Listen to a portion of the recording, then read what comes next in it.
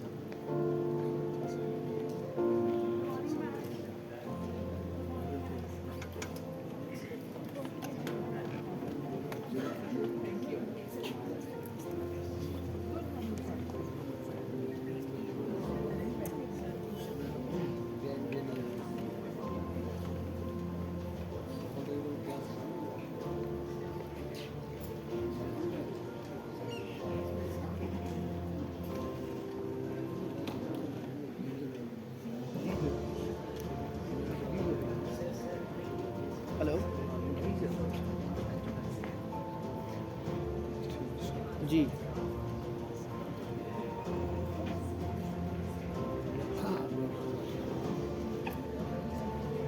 जी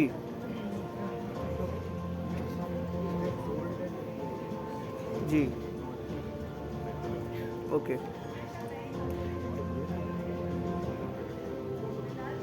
अगले इवेंट के लिए ना ठीक है सर ओके ओके सर ठीक है सर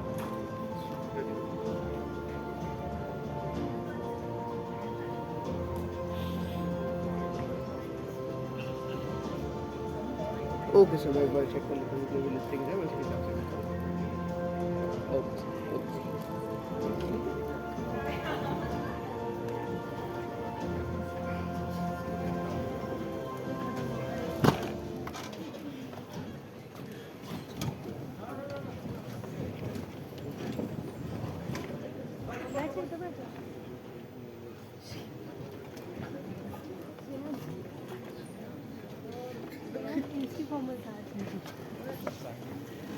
किसी का ब्लेजर ले ले भाई क्यूटी ब्लेजर दे उसको अपना हैं अरे तो ब्लेजर कितना था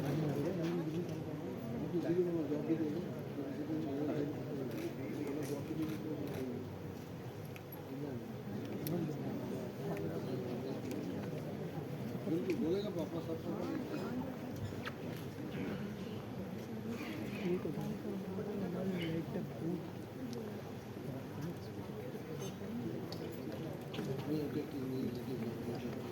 Good morning, ma'am.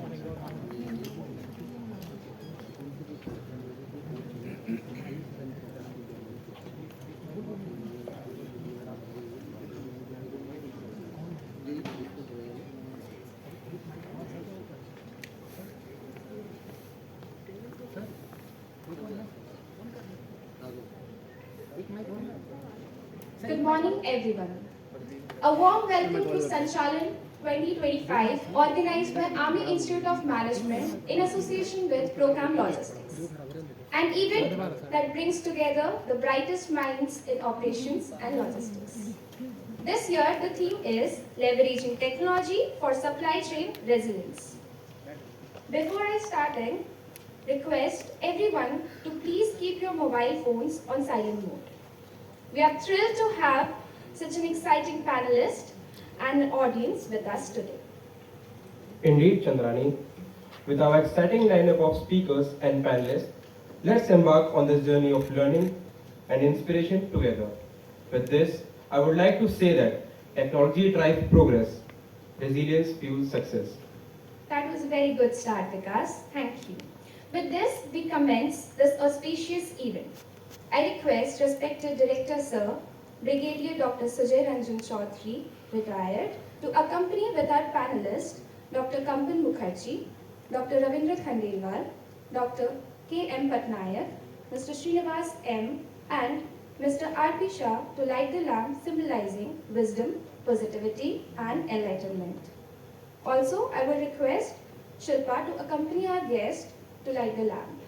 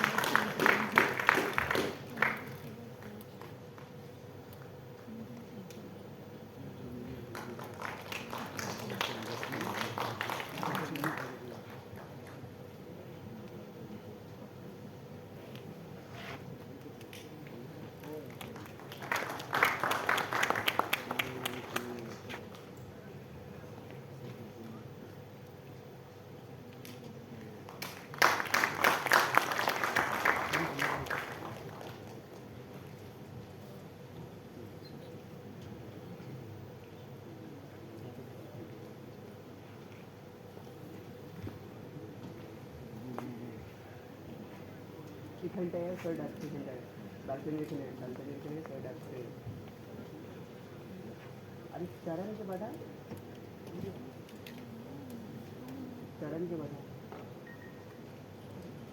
भाई सर डाकছে হ্যাঁ তুমি ডাকছো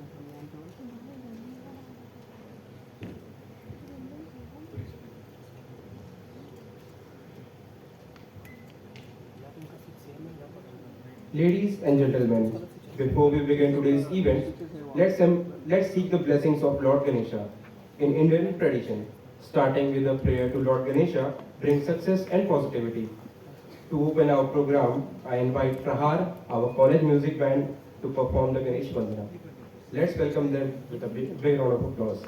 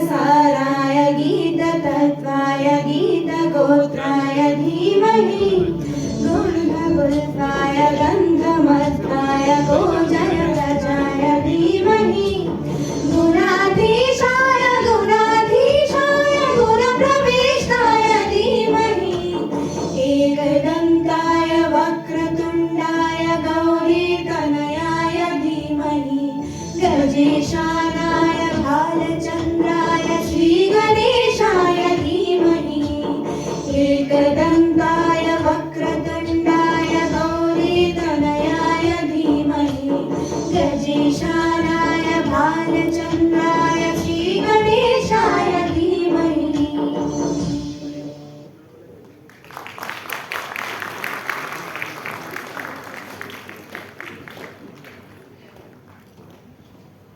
Thank you, Brand Prahar, for such a wonderful start for Sanchalan 2025.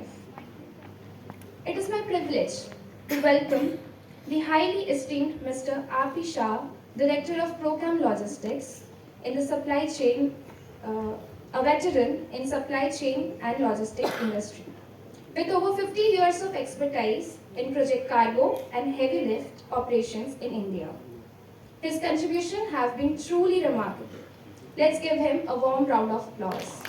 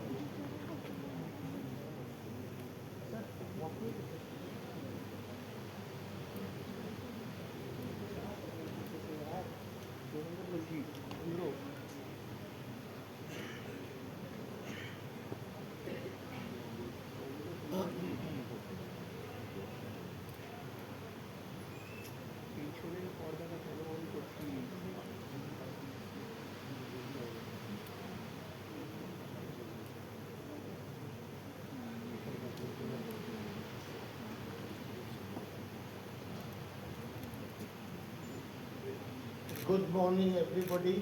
Good morning, sir. When we are talking of supply chain, to start with,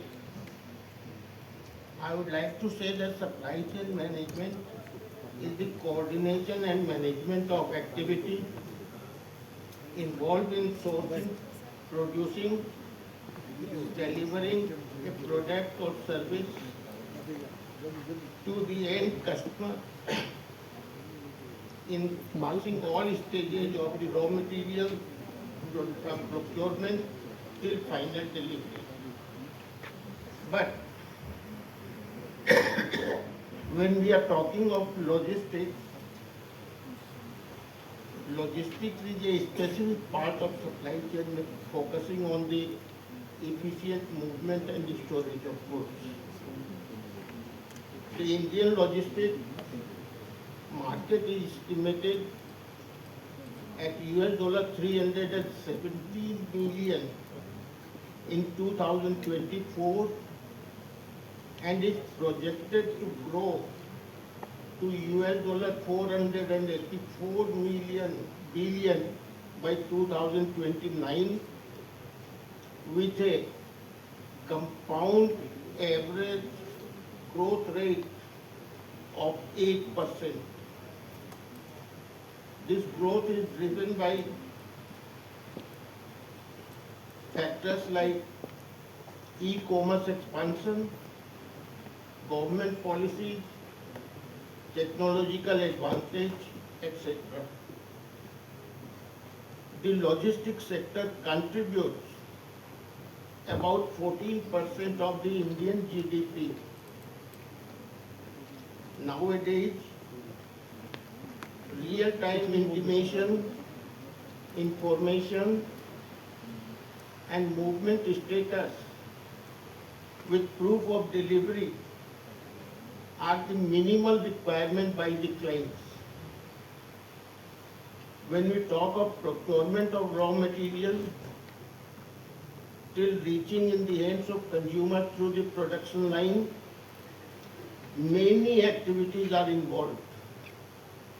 To say it can involve domestic or international or cross-border movement. If that be the scenario, then knowledge of custom clearance, custom regulations, import-export policy, and local laws of the country in which the goods are moving. It involves transportation by trucks, trailers, covered vehicles, multi-axle hydraulic trailers, refrigerated vans, river transport and railway, etc., apart from sea and air or multimodal transportation. Cargo can be bulk cargo or containerized cargo or cargo needing reefer containers. Can involve warehouse management, inventory management, including kitting and invoice generation for the client. Raw material ordering before it is just in the production line, delivery just in time on production line, in plant services.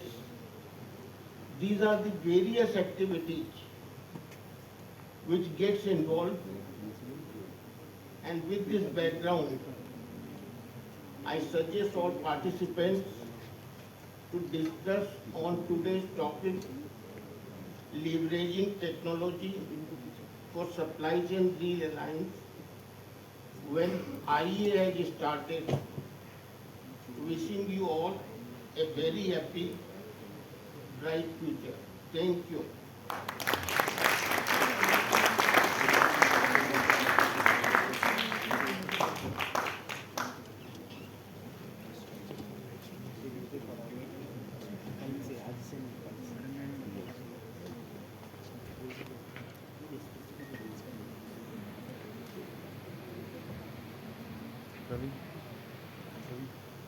Thank you, sir, for these insightful words.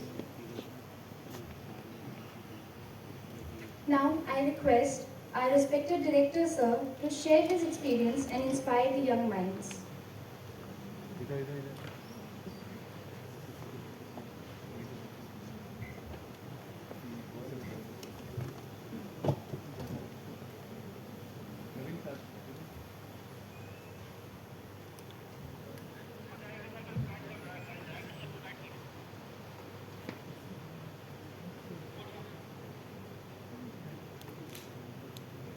পোডিয়ামে যাচ্ছে, left পোডিয়ামে চলে গেছে।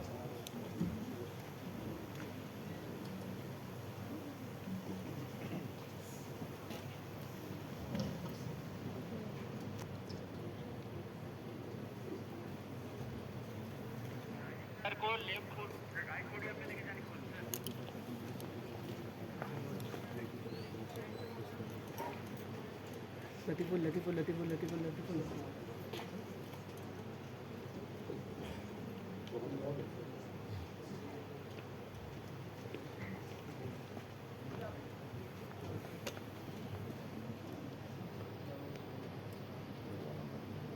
ঠিক আছে, হয়ে যাবে। এখানে light check করে নেবে। ঠিক আছে। Good morning. I was not keen to come to this side because there's no platform here. You all can see me, right? কিছু করার নেই, ওটা মাইকের আওয়াজ।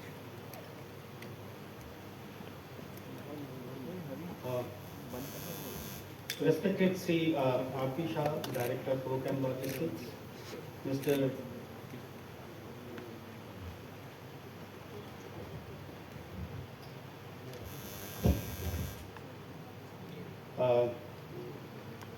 Mr. Srinivas sir, Dr. Kampan sir, Ravindra sir, and M Pattanaik sir. And ma'am, most welcome. And we really thank you for taking time out of your busy schedule to be with us. I also would like to take this opportunity to thank Procam Logistics, the way you have been holding our hands in AIMK. I would like to give few inputs or updates that has happened. We are about to start with the BBA course, if everything goes well, this July. And yesterday I got a news from Delhi that we had taken up a case to start with a PG Diploma in Management, PGDM course, for officers on study leave. So last year, May, we took up a case and it has got the approval of the Chief of the Army Staff.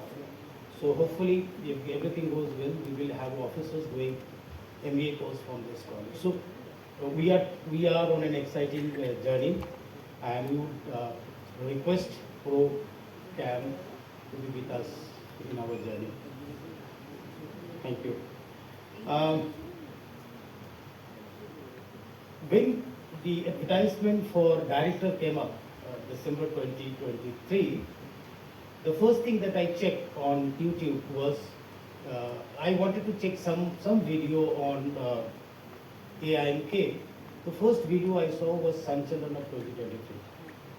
So I went through that entire video, very nicely conducted. Last year, 23rd of March, Sanchalan 2024 was conducted. I had not joined them, but I was given an invitation by the principal sir, or officiating director there, to come and join. But I did not join since I was not part of AIMK then.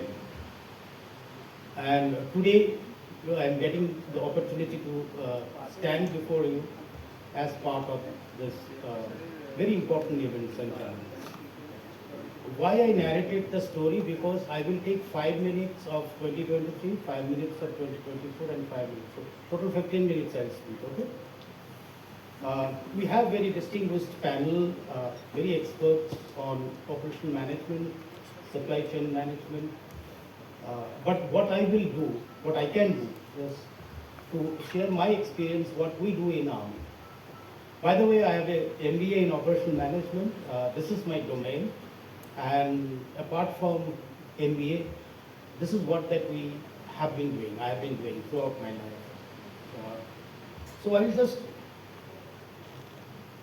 go ahead with the presentation, okay?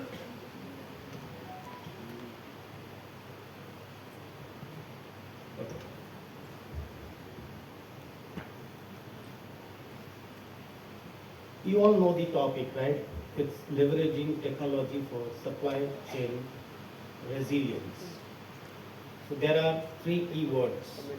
Although it has been beautifully explained by P Shah sir, but since I made this slide, please allow me to go through this slide, okay? So there are 3 key words: technology, supply chain, and resilience. I'll not waste much time. Supply chain, as it's a chain of activities that you get from your supplier to your suppliers till your production facilities, and then you convert them, all those raw materials, into finished product or services, and then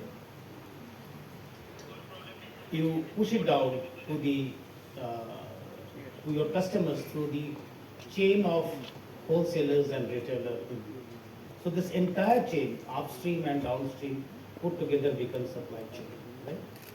And what is it? Resilience. Resilience means the ability of any person, any group, any organization, any systems to get back to its original state after it has been disturbed from its original state. Have you understood? This is very important. How fast you can get back to your original state. That is your resilience. So there are 2 definitions. It says it all. I've also quoted, the research paper that talks about. So we have understood supply chain, we have understood what is resilience, and now the final thing is about technology, leveraging. We all talk about this is the era of technology and state-of-the-art technology, AI and ML, and we speak so many things. So we want to know what kind of technology we are looking to leverage and how do we leverage. So essentially, I will be giving you two stories, nothing to do with supply chain management as such academic value. The first story will deal with how do you built-in resilience in your supply chain, the army way, of course the army way. And the second story will give out what is that you can use technology in ensuring that your supply chain is resilient. Okay? So my story begins first.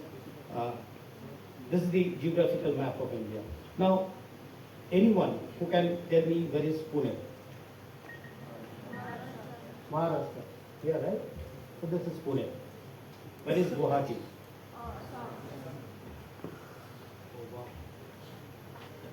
Now tough. Where is Tinsukia? Assam. Far Eastern. Okay. One last question. Who knows? Must raise your hand because this is very difficult. Where is Anini? A-N-I-N-I. Arunachal Pradesh. No idea? Ma'am, Anini. No, not Chennai. Anini. Chennai you all know, ma'am. So Anini is in Diwang Valley of Arunachal Pradesh, bordering with China. So I have taken names of Pune, Guwahati, Tinsukia and Anini. Okay? You know, in army, you need the commodities that you, for your troops, for their sustenance. And the best way of procurement is central procurement. Because you can save a lot of money. You can get at a very competitive rate. All of us will understand. So we are looking at, let's say, commodity called Tetra Pak of Amul milk. So when we do the central procurement, the Amul factory in Pune gets the contract. This procurement is done from Delhi. And the Tetra Pak, as you know, is required in the posts which are inaccessible, where you do not have supply of fresh milk. Obviously, it will be in mountainous terrain, in northern sector, Ladakh, or in hilly regions, or in, Arunachal Pradesh and places like that. So, the Tetra Pak which you have procured from Pune, you ask the gentleman, please have it delivered at Guwahati. I will only pick it up from Guwahati. And it has to reach the final destination is at Anini. So it is his business how that particular company or vendor delivers the Tetra Pak, X amount of Tetra Pak at Guwahati. Then it is army's responsible to take it further, from Guwahati to Tinsukia, from Tinsukia to Anini. And of course there are posts ahead of Anini. I have not named them because classified, so we will not name them.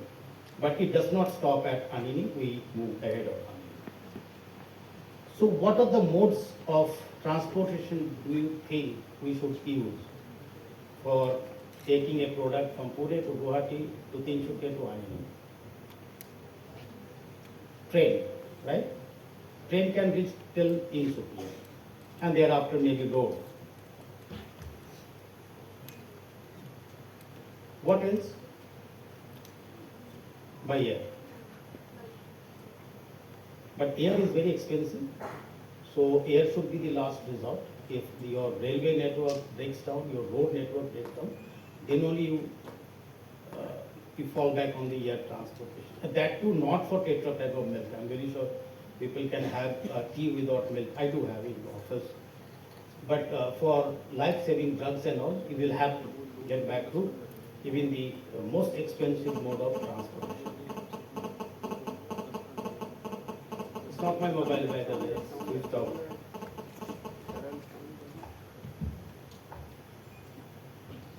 Okay. So far, so good. Is there any other mode of transportation that you can think of? Generally not. I think railway will be the best, most economical, fastest, then road and air, as I mentioned.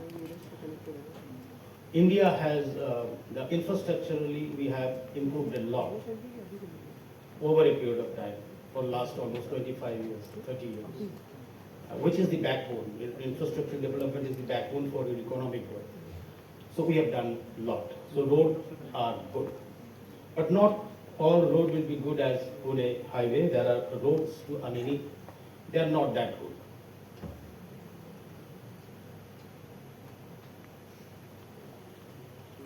Can this be pushed more so that I can put this one?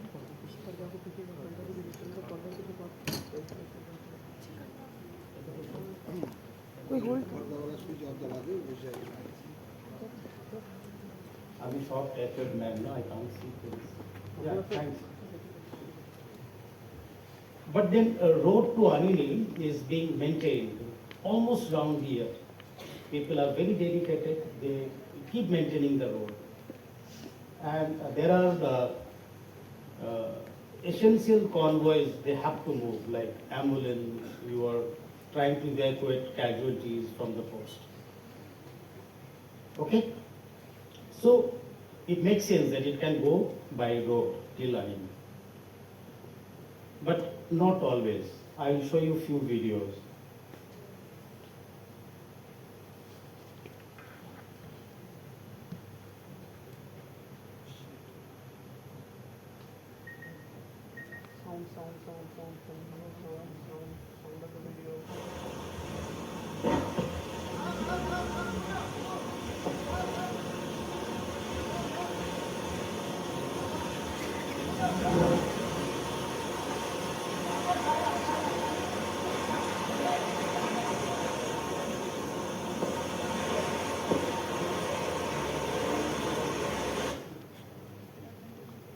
This is a place ahead of Mayodhya Pass.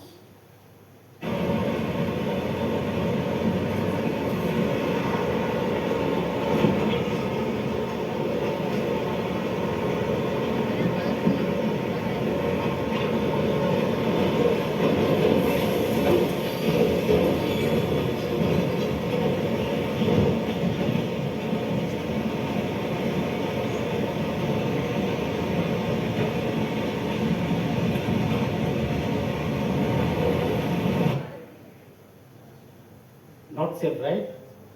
Okay, then one of the videos has captured the how landslides get triggered.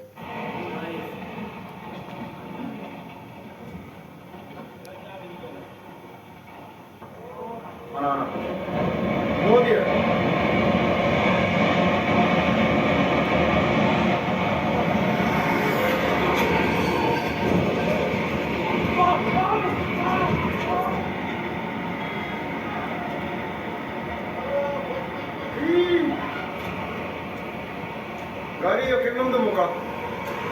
Okay, after this kind of heavy landslide, what happens to a road?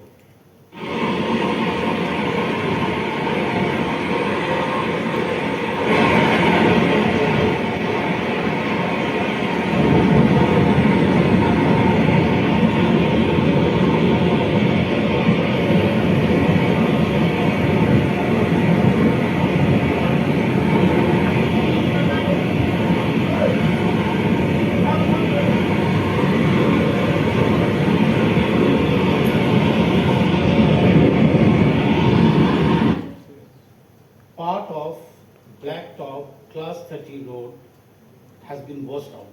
You understand Class 30 road? Any road which can take the load of 30 ton. There are Class 70, 70 ton. Class 30 Blacktop road just got washed away. These are very recent videos. Now, how much time do you think this we will take to repair this road? What should be the timeline? 7 days? 1 month? 1 month is very fair. Unless you repair this particular stretch of road, your road supply will not resume, correct? So we come to a term called time to recover each year. What is that time? There is a disruption now, right, in your lines of communications. So what is the time that you need to recover that? And associated with this, what will be the performance impact? If this road is not available to you for 1 month, then how will it affect your post ahead of that road? How do you cater for that? We cater in army. I think it goes with the all other institutions. You keep something called safety stock or buffer stock. In army, we have two types of stock: maintenance stock and GS reserve. Anyone have any idea? Sagar? No idea. Okay. Maintenance reserve is 15 days of your essential rations are kept reserve, 15 days. And GS reserve is 7 days. So if there is a disruption, for 15 days you can consume your maintenance stock. But after 15 days, you cannot touch the GS reserve unless there is an order from the top. Yes, you can start. Even if you are hungry, 16, 17 days, you cannot touch without approval from the higher authorities. But in any case, you have put together 22 days of rations. 1 month, we are saying that it will take. What will happen to those 8 days? So that is, there are two terminologies: time to recover after the disruption has taken place and how it will impact. It could be anything. I'm just talking about army. It could be, let's say, the Maruti factory in Gurgaon. And Sir spoke about just in time. Let's say we are looking at propeller shaft, which is coming about only 2 days prior to the assembly line. It is required in the assembly line. And you have stock of another 4-5 days. But if there is a disruption for 1 month, then the entire production line will come to a halt after 4-5 days, right? So disruption in supply chain can stop it can stop even the hospitals, you need oxygens for operations. Those cylinders are being refilled almost on a daily basis. If there is a short supply of oxygens or there is a disruption, operations will not take place the hospital authority will not undertake operations. This is so serious. We have to be very careful how you plan it. Now, what are the other modes of transportation? That is an inland water transportation, which connect from Guwahati to Tinsukia, Dibrugarh. We can use rotary wing aircraft, helicopters. We can use porters who will carry your load. And finally, we have ponies. They are very reliable unless human being. Just look after the ponies, right, and they will actually will work 24 hours a day. Okay? They are so good that at times they are given citations. Why are you laughing? This is not me. He's looking like me. So this is a pony which was given the citation for doing a good job, and we named him as Ajuba. Why Ajuba? Because his look-alike horse was used by Amitabh Bachchan in the movie Ajuba, so we named him Ajuba. Okay. So what we have essentially done, rather than 3 modes of transportation, basic modes, we have added another 4. So the moment you have redundancy in your transportation mode, you can handle situation, right? The porters can cross that road, right? The ponies can cross that road. One more slide on geographical area. AIMK, we have Panagarh here, We talked about Tinsukia and Anini.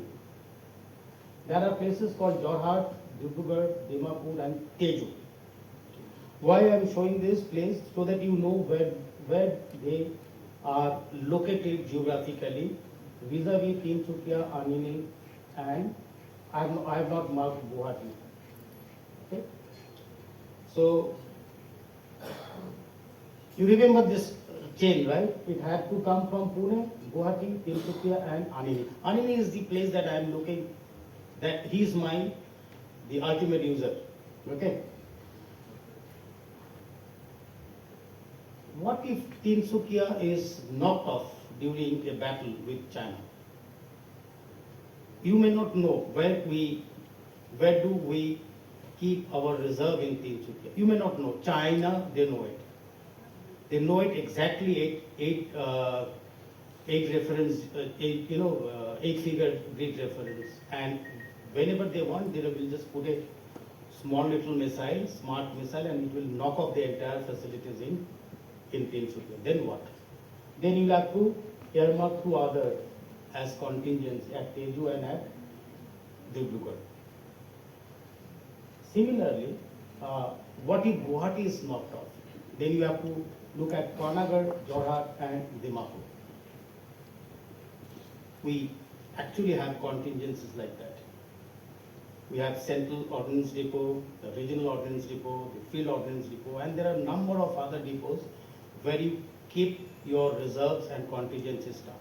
Okay? And what if the Pune factory, there is a unrest among the labor and they say, no, we are closing down our factory. Although you had contracted, we will be for 1 year, but I'm sorry, my employees are not turning up, I will not be able to supply after 7 days.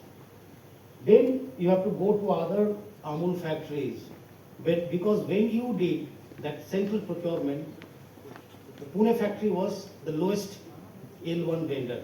We went to him. But then there were L2, L3, L4. So you go to those next vendor and then next, and go and plead, can you help us out because Pune factory is closing. That is one way. Alternative way is when you are placing let's say 100 unit of Tetra Pak, you don't place all 100 on Pune. You place 50 on them, 30 on Batala. Who's from Punjab? Okay, we are giving 30 to Batala, that is, and 20 you can say from Hyderabad.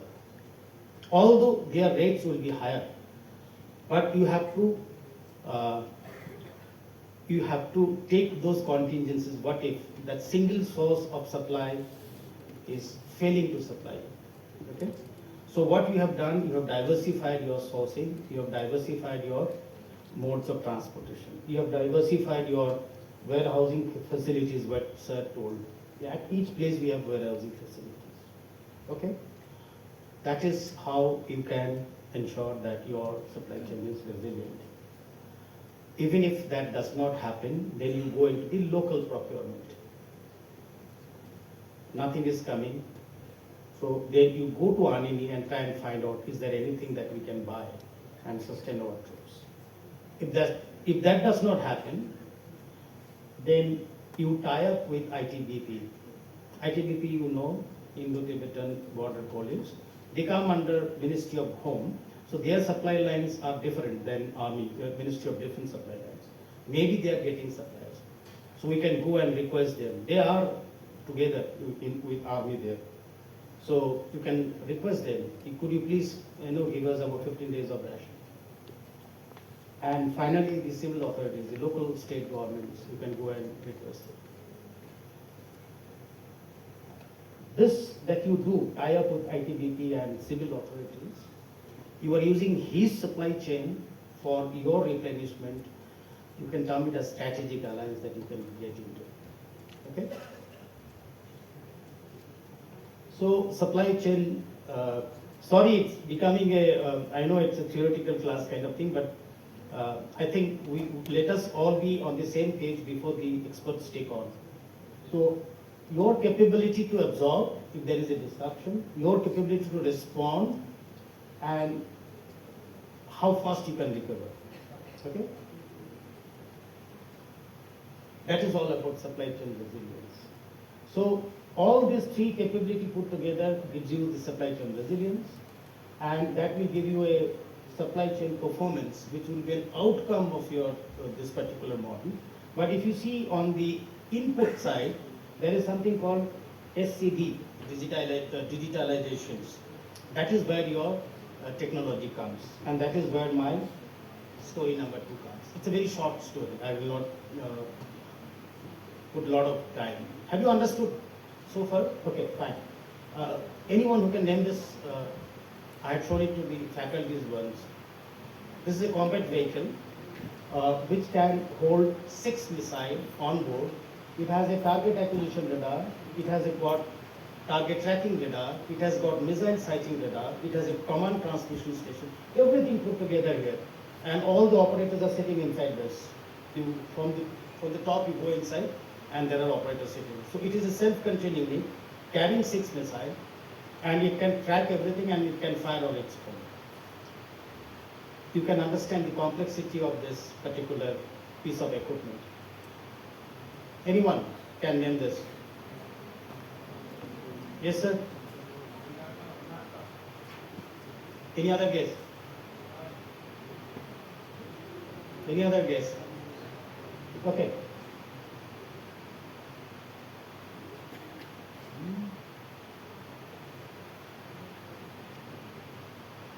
This is called medium range surface to air missile, MRSAM. Gentlemen, my students have taken all from internet. I have not used my own photographs. So they are all in the open source. This is a system that we are procuring halfway through from Israel.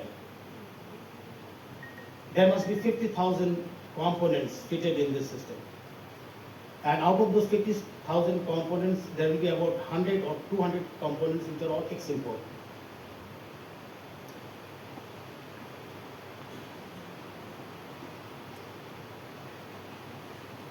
Those ex-import components are critical. If they are not there, your system will not function. Those components do not come directly from Israel. They are sourcing it from other countries, USA, UK, Germany, Sweden. So if there is a disruption between USA and Israel, and they don't get that kind of spare parts, you will not get, and your system will be down. Operational readiness is required. We cannot afford to be down. You understand the geostrategic environment. Anything can change anytime. Today there is a fight between Ukraine and Russia. Tomorrow there could be a fight between US and Russia. Who knows? 1 year down the line. And for all you know, Ukraine may side with America to fight against Russia. So we have to calculate what is that impact that particular thing will have. They are extremely expensive. You just cannot buy and stock there. It will increase your inventory carrying cost. So you will have to carry out some kind of analysis, ABC analysis, FNS analysis, and VED analysis. We will not get into the details. We will discuss that in the classroom. But that is how you will calculate what component in what quantity you must buy. Who are the most risk-prone suppliers? I will name. Russia is he may look like your ally, but they are the most risk-prone suppliers. Something goes wrong, they will just cut down your supply. I am talking about based on my past. You cannot indigenize them. We do not have that kind of technology with us to make those kind of components. It requires a lot of money in R&D to be invested in R&D. So that is where your artificial intelligence come into fore. You put your all past failure data. You do not have failure data for this system. You are buying it for the first time, but the supplier has it. And when you request, please provide this your data, he is contractually applies to you. The moment you get those past failure data, you put in a model and it will tell you which components will fail when, tentative to predict, and which component you must store for how many number. Okay, that is where your technology will come in analytics, and then you can measure your target. So I will take another 1 minute. I'm finished with both my stories. So we have spoken about what is supply chain, how can we make resilient, to have your three kinds of capability, absorptive capability, response and recovery capability. Then we also spoke how, based on failure data, you can actually predict what are the components that you need, and so that you can buy them, so they become cost effective. Now I've been saying why my stories. So few photographs for next 1 minute, and then I finish. This is the inland water transport at Guwahati. This is my office in Tinsukia that we talked about. This is I'm moving to a very forward post from Tinsukia. Both these guys are not me, by the way. They are the pilot and co-pilot. At that forwardmost post, anyone knows the forwardmost post? It's Kibitu. So it's at Kibitu.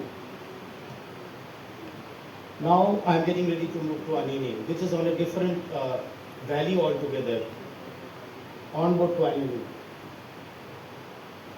Photograph taken by me, you see the road conditions, actual road conditions. At Anini, landed at Anini. I told you, Anini we have supplies, we have storehouses. This is how we keep the supplies. Took lunch at Anini, beautiful place. Then I'm moving ahead of Anini to the forward post. I will not name them. Landed at the forward post, where you have about 20 odd boys there. You meet them. Because even if they want, they need 7 days of walking to come to Anini. 7 days of walking. So it's not easy for them to just come back. So you listen to their problems, you give out your points if any. This is where they leave the containers, and they're very good. Our troops are the best in the world. They will offer you a lot of tea and a lot of hospitality. Few photographs, but I cannot put it on Facebook or LinkedIn. But then time to get back to this. There are 16 aircraft also we used to operate wherever we have an advanced landing ground, ALG. Now this is all about air. What about, I had driven 13 days non-stop in this area that I have talked about. It took 13 days to roam around in this area. This is actually road condition. Photograph taken by me. We meet friends and road. There are police and road. We meet them. This is where you stay. You see? You go inside and there is a small little cave that you stay for the night, because there is no place to stay. You walk on the track that porters generally take. You see this iron bridge.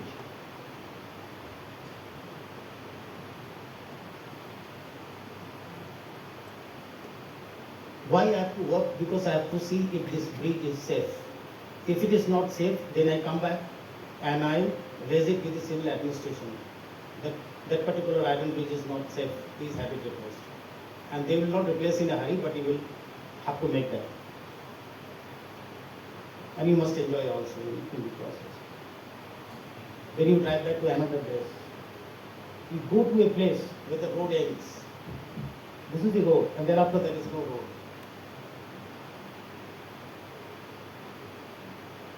Sleep inside a vehicle for 13 days. And amongst all that, you must keep your aim correct. Okay? So thank you so much. If I have taken more time, I thought I would give you. Thank you so much.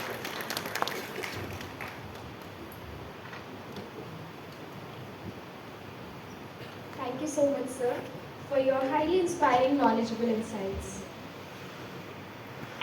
Ladies and gentlemen, it is an honor to invite Mr. Srinivas M on the stage to share his experience. The Director of Procam Logistics, a leader in global supply chain management, with extensive experience in logistics and business strategy. He has been instrumental in driving cost optimization and operational efficiency. Let's welcome him with a huge round of applause.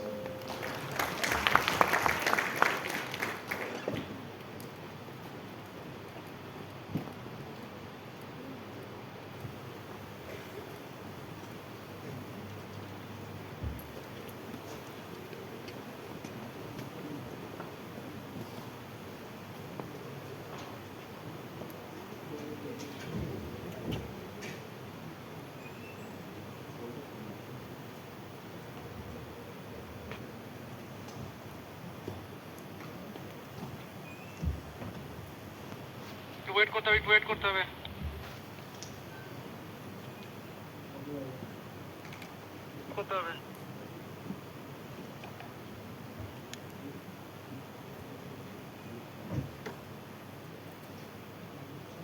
কি disconnect হয়ে গেছে নাকি?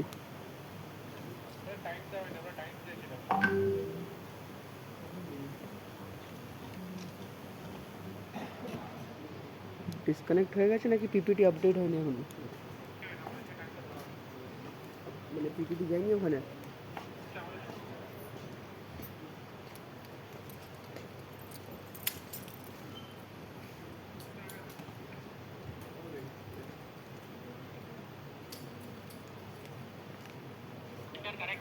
বের করে আবার on লাগা ঠিক হয়ে যায় লতিফুল connect করা লাগা।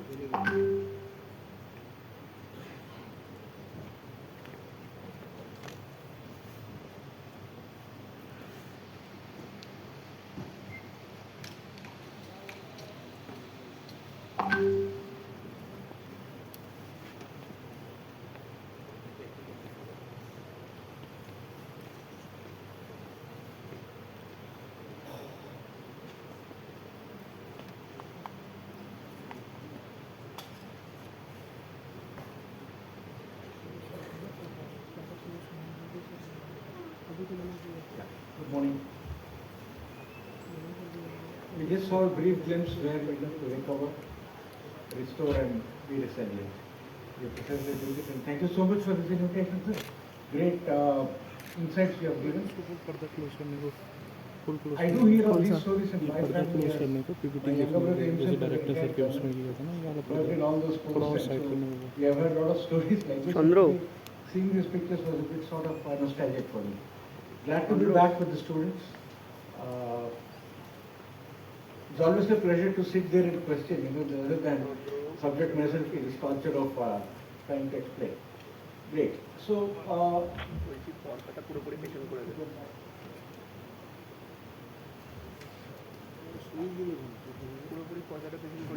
right. So today, what we are planning to do, it's not going to be another one of those normal sessions where someone is talking and someone is listening. We'll try to make it as interactive as possible.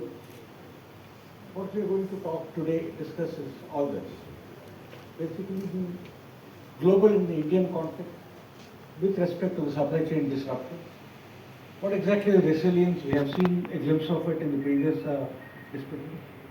And why does it matter for you all guys as future leaders?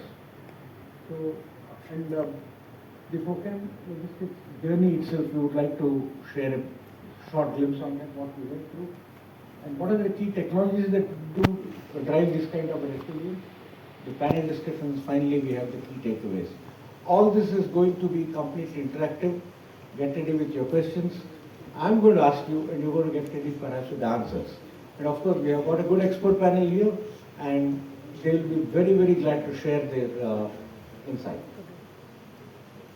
Right. So we had the first global wake-up call, and this was the incident.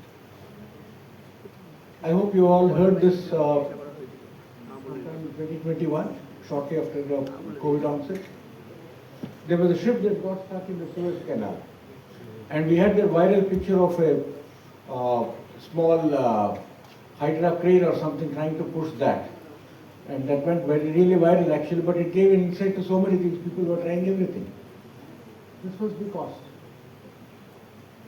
$400 million per hour in terms of losses to the industry.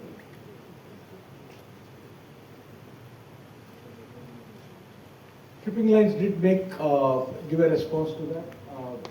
They did, primarily they did a rerouting, and they did some communications to all the stakeholders, which is the traders who were moving their goods on that ship, the consumers who were waiting for or the future consumers who were waiting for the goods to arrive and then consume them, the shippers who actually exported the goods, and then the shipping line itself, which has been carrying the goods and now it's on, let me say, not deep waters, but completely out on the side there.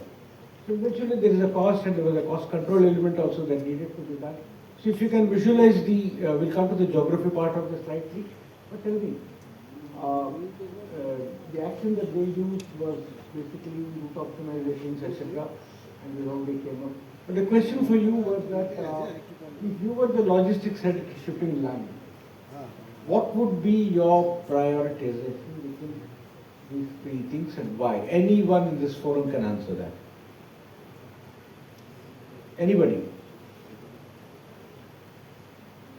One hand to raise. Yep, I thought no, so you're scratching your hand. Sorry. Anyone? Fine.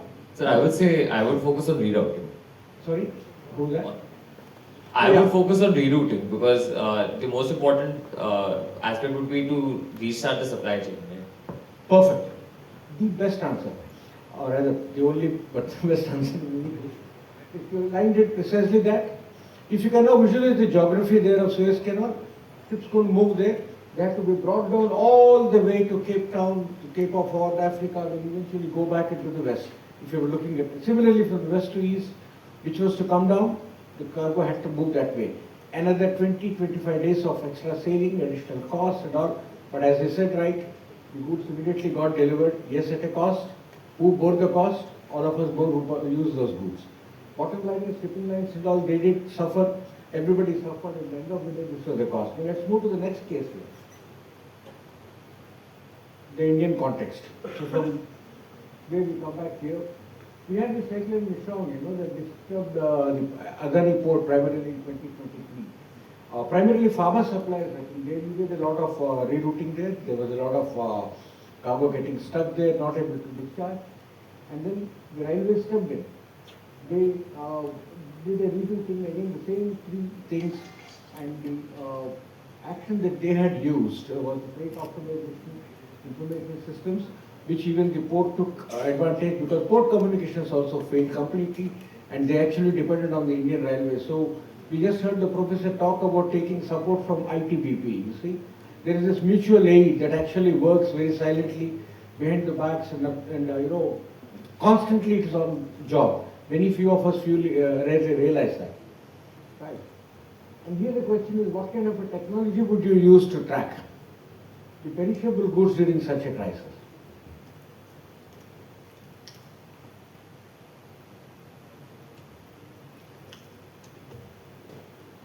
Anyone? Railways use their rate optimization system, so they banged upon that. You guys are the future leaders now, and you have technology with you, you will lead better. Whatever comes to your mind. Yeah, say it loudly, confidently, come on. Perfect. So you want to use certain additional intelligence here, calling it an artificial intelligence, but then it's again an input for you to decide, define and see how exactly where you are and what you can do to optimize it. Perfect. We'll move forward. So the resilience we did speak about.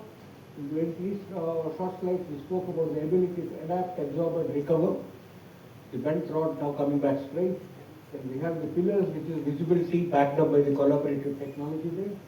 And then within your daily life, any one incident, any one of you can mention that have actually where you have experienced the resilience in action.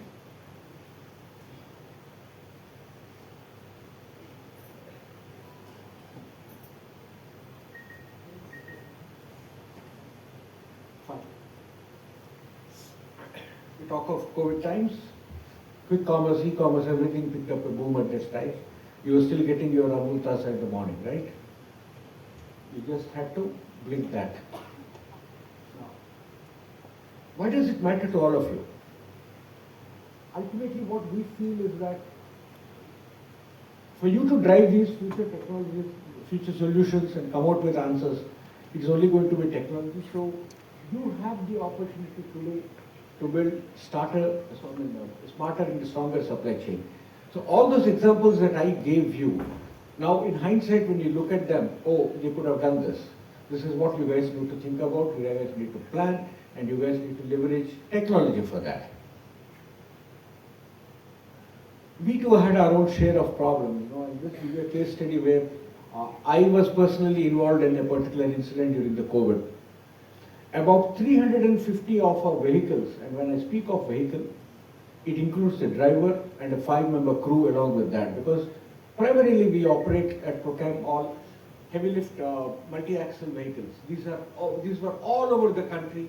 One fine day when COVID struck us badly, we were instructed by the civil authorities and the administrations to be where we are and do not move. Now, how do you sustain them? How do you help them get their rations? How do you see that your cargo of the customer, which is valued? I think one estimate was that, at that point in time, over all our vehicles, almost about 233 crores worth of cargo was with us of various customers. All of that was dependent to reach, very plants were dependent, they were the users, they needed that cargo, and we simply could not move. We had to use a lot of telematics, we had to use a lot of load planning techniques, understand, talk to the local administrations, find out who is who, in which area, go to the local most police station at the taluka level, tell them, can you give a washroom for an hour for my driver to come and freshen up. His health is important for us, his hygiene is important for us, for this 1 crore of worth of cargo or maybe 100 rupees worth of cargo to move forward. This was the challenge that we faced. The entire chain for all our customers, 400 vehicles, let's say each vehicle has got the cargo of one customer, we are talking about 400 customers, everybody's supply chain got messed up. For something none of us could ever imagine, this was a kind of devastating impact that we had at that time. We used all this, proud to say, not a driver lost his life, all were in good health by God's grace. The local police in every state understood the human angle of the entire episode. They went out of their way to the extent of even getting a cup of tea from their own house and giving them chai piro beta tum. Get your bearings, don't worry, your cargo will be safe. I put position a constable there and he will take care of it. This was the kind of help the government gave us, and that helped the resilience. That helped the rebound part of it. And this was how we also learned a lot of lessons in the process, implemented a few of them. And then, luckily, because we have developed these digital dashboards within us, every one of our vehicle is interlinked with our central control room. We know where exactly who is who. So I know one Mr. Ramesh is stuck and say Anini, and then I call the chap and say, look, don't worry. We are using the army communication lines to reach out to him. So there were supplies to the army also, because we were the logistics providers, We have army contracts with the army and armed forces per se. So they came out their way. They gave us the escorts. They ensured, you do not worry, we are there with you, come on, now the problem is ours. This was the kind of support. All of us came together in a very collaborative manner and we braved the scenario and we walked out. Now we will hear from the experts. I would stop at this point. I just wanted to give you the context basically, and to the organizers, we can now go ahead for the next session. And there again, I will try to moderate and then we'll try to involve you. Your participation in this session is a must. So as Professor Kampan was just telling me some time back, we are still students and we are here to learn from the students again. So let's do that now. Thank you so much.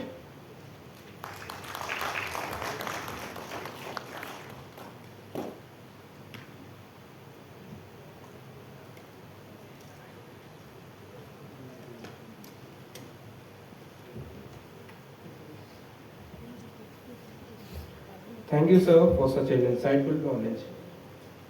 And now, the moment we all have been waiting for. Let's welcome our esteemed panelists for an engaging discussion on leveraging technology for supply chain resilience. Now I'll hand over mic to Prabhakar.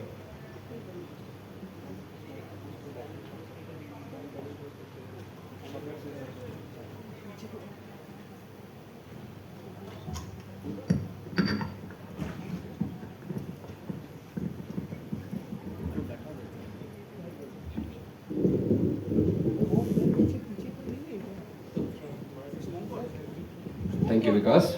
So let me introduce you to our panel. Moderator, Mr. Srinivas M. Mr. Srinivas M is a seasoned leader in supply chain and logistics, currently serving as the director at Procam Worldwide Logistics Private Limited in Mumbai. With over 3 decades of experience, he has consistently delivered cost optimization and enhanced service delivery across diverse international markets. His extensive experience in managing global supply chains is complemented by his ability to build lasting stakeholder relationship, pioneer strategic partnership such as the Capro Group UK, and develop networks in 14 countries. His academic credentials include a postgraduate certification in international business from the Indian Institute of Foreign Trade and a BCom honors from the Indian Institute of Management and Commerce. Now, coming to our first panelist, Dr. M Pattanaik. Dr. Pattanaik is an assistant professor and head in department in charge at the School of Maritime Management, Indian Maritime University, Kolkata. He holds a doctorate from the Institute of Social and Economic Change, Bangalore, and brings over 15 years of combined experience in industry as well as academics. His teaching and research focus on transport economics, international logistics, and trade facilitation under the WTO framework. Notably, his studies on stress among marine engineers have significantly advanced maritime management. Please join us on stage, Dr. Pattanaik, sir.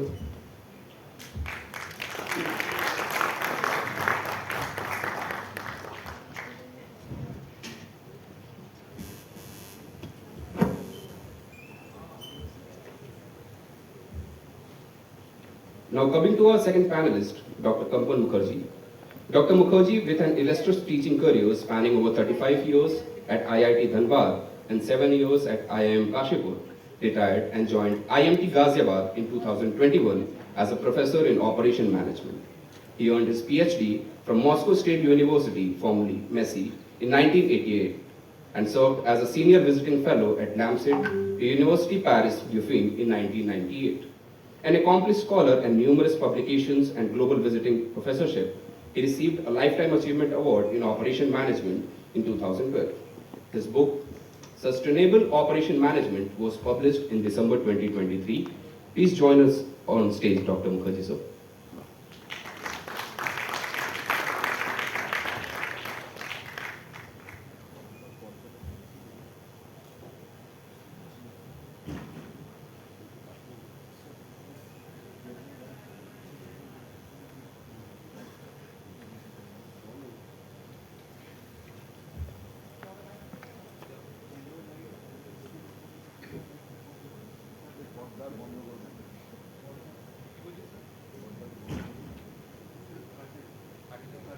Now coming to our third panelist, we have Mr. Ravindra Khandelwal.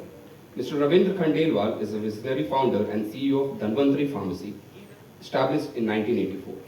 Under his leadership, the pharmacy chain has grown to 28 branches, serving over 4,000 customers daily and processing more than 300 home deliveries. With a career spanning over 4 decades, his strategic focus on lean management has driven operational excellence in pharmacy retail. He is also dedicated to mentor future leaders as a management faculty member and is recognized as a speaker at industry events, including the Kolkata Retail Summit 2024. Please join us on stage, Mr. Khandelwal.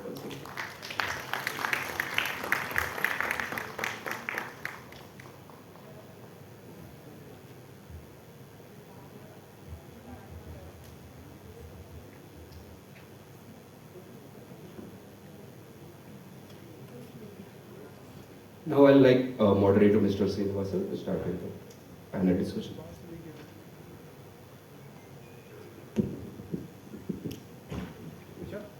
Right. So welcome to my co-panelists here. Thanks for joining. We have all had the context listed out here. So I have questions for all three of you, but as I said, we'll try to make it a bit interactive. We'll also have the students ask us some questions as we go on. So, for the students here, to start off with.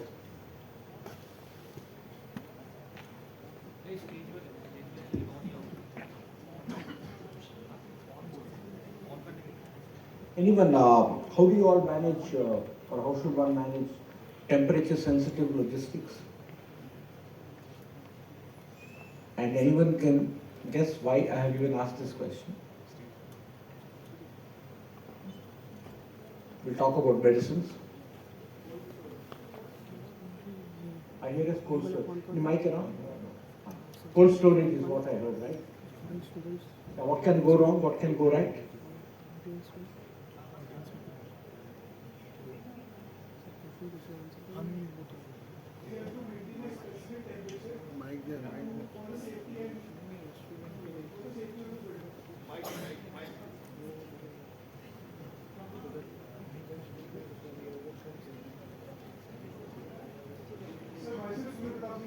Yeah.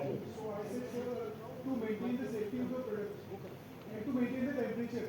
So that's why we got it. And if not, one of them does not maintain? So then the product will not be at the condition, at the specific condition. So your supply chain gets disrupted, right? So sitting in your office or as a shipper or as a consumer or as a maybe one of the stakeholders there, how would you ensure and how can technology help you there? Sir, we have to use proper products, proper technology to procure the products. To procure the products, right? Okay. Mr. Khandelwal here. Major challenge we faced on this during the COVID period. There were a lot of discussions and debates in terms of getting the right kind of vehicles moving because everyone was wondering about a further disruption. What if it doesn't reach on time? Right. So, how do you handle such challenges? Okay, first of all, good morning everyone. So happy to be here. Thank you for this opportunity, Ravindra sir, Director sir, and Mr. Srinivas sir. And in fact, I am very feeling that I've been given the first chance to speak with so many more experienced people around me. See, I basically hail from the pharmacy industry where there's a lot of uncertainty that we have to deal with, not only during the COVID times, but on a day-to-day basis. Let me tell you I will answer your question with a very small example. So what happened during the COVID times was that finally when the vaccines were ready, the West Bengal government were allocated certain number of vaccines from the central government that you are supposed to vaccinate X number of individuals in your state. At that time, it was very important for the West Bengal government to make sure the efficiency of the entire supply chain has to be maintained. Why? Because firstly, you have life-saving vaccines that is made with a lot of research, and the entire world is looking forward to it. There were countries who were not getting any access to any vaccines, but our country were the ones who made it. At that time, the state government were basically doing small tie-ups with people who used to have cold storage facilities around the entire state. So we having the cold storage facility, because we were dealing with a lot of other medicines and super specialized medicines, we had a cold storage facility right near SSKM hospital, and SSKM hospital was basically the epicenter of all of the activities that were happening during COVID in the entire state. So what the state government was doing was that first they were making a register of who all have the cold storage facilities, where are they located, what is the capacity, and how many of the vaccines can be stored over there. At the same time, the secrecy and the safety has to be maintained as well. And even though we are owners of the cold storage facility, we cannot access even one vial of the vaccine, because everything was under control by the excise and the government and the health department as to even where one vial of the vaccine would move. So, hailing from the pharmacy industry, we have to make sure that our supply chain is resilient, not only just because we are dealing with so many medicines and life-saving medicines, but also because you are supposed to cater to an individual without any kind of failure.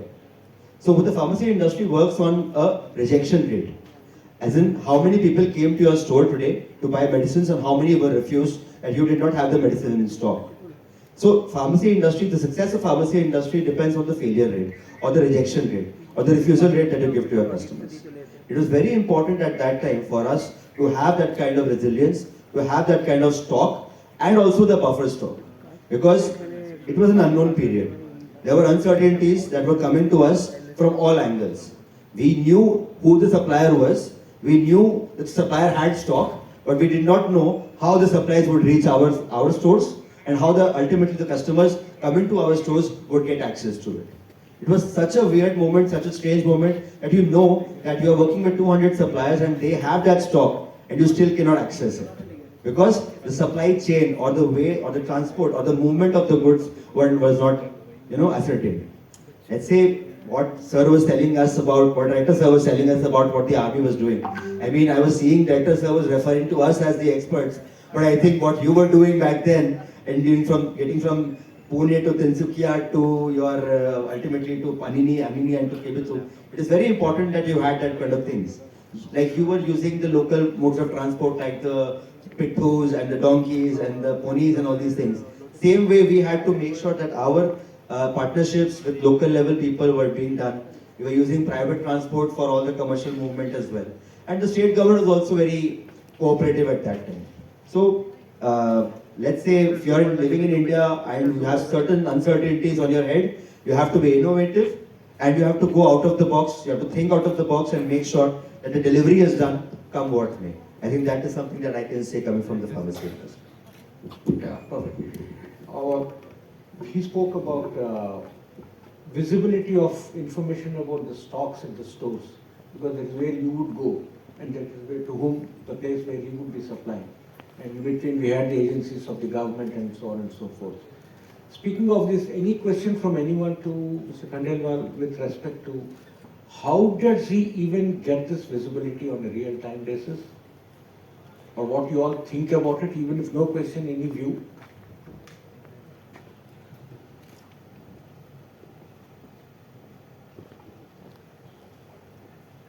Fine. We move on. Now, slightly on the academic front, Dr. Kampan. Sir, how do you think that the curriculum should address the resilience part of the supply chain? You have widely spoken professor, and he has authored a good book to get to read, but I will definitely get that. But yeah, SNOP, you're talking about something like your strength. So could you explain a bit of this? Good morning and thank you, Mr. Srinivasan. It's an interesting opportunity of knowing about so much in defense area. As they were narrating about this real life activities, fantastic. Yeah, I will look at it a little bit more from the academics viewpoint.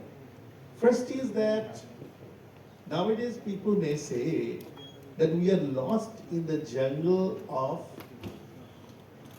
dimensions representing the performance, because it started with efficiency. Very often, old concept of performance improvement, cost focused. Then, we became a little bit more outwardly thinking of responsiveness, effectiveness, whatever you may call it.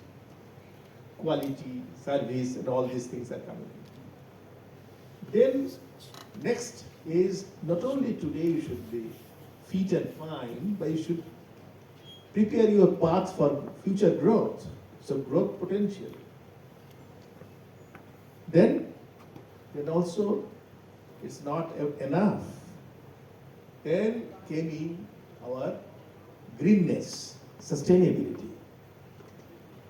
So the system should be sustainable. And now we are very much, of course, it was there. Resilience concept was there. But at present it is very talk of the town. The reason is only these things, primarily. These pandemic things. And it started, in fact, from the tsunami itself. Now, very often, as a student, as he mentioned about this curriculum and all these things, get little confused about these different terms like flexibility, adaptability, resilience. What is the difference among them? As you know, that they have enough of practical experience. I am only, attacking it from this conceptual viewpoint. What is the basic difference among these three terms? In fact, this was the question one of my students, not only one, others also supported. They went on asking this thing and asked me to explain very clearly. Frankly speaking, your flexibility is more of your in-house arrangement. How you are flexible, if something happens, how you can change it. Adaptability is part of resilience, where recovery we are not talking about. Means that business will go on. Functionality would not be affected. So extra power, backup and all these things. Then this is more complete as we talk about. That is, we should predict, we should anticipate what is going to happen, then we should be adaptable, and ultimately we should recover.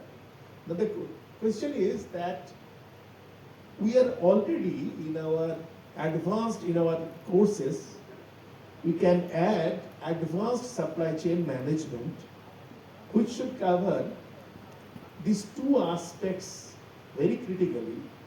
One is that this sustainability, sustainable supply chain management, green supply chain management, all these things. And other is resilience. And third component, which is very much very important, being I told you that more like a student like mine, is how to go for trade-off, proper trade-off. How to combine all these various dimensions properly. Pandemic or sudden waves, sudden disruptions doesn't come quite often.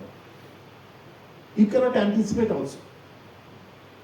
But if you are to prepare yourself for this disruption, this is also expensive thing, costly affair. Because there are primarily, what I find that there are two broad strategies. Two, not two, three. First is diversification.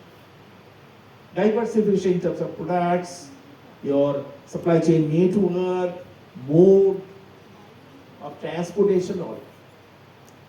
Second is your relationship with outside agencies, outside members of the supply chain. More and more you are having a good relationship, they can come forward in those days. And lastly is technology, obviously, and that's why we are talking about this leverage.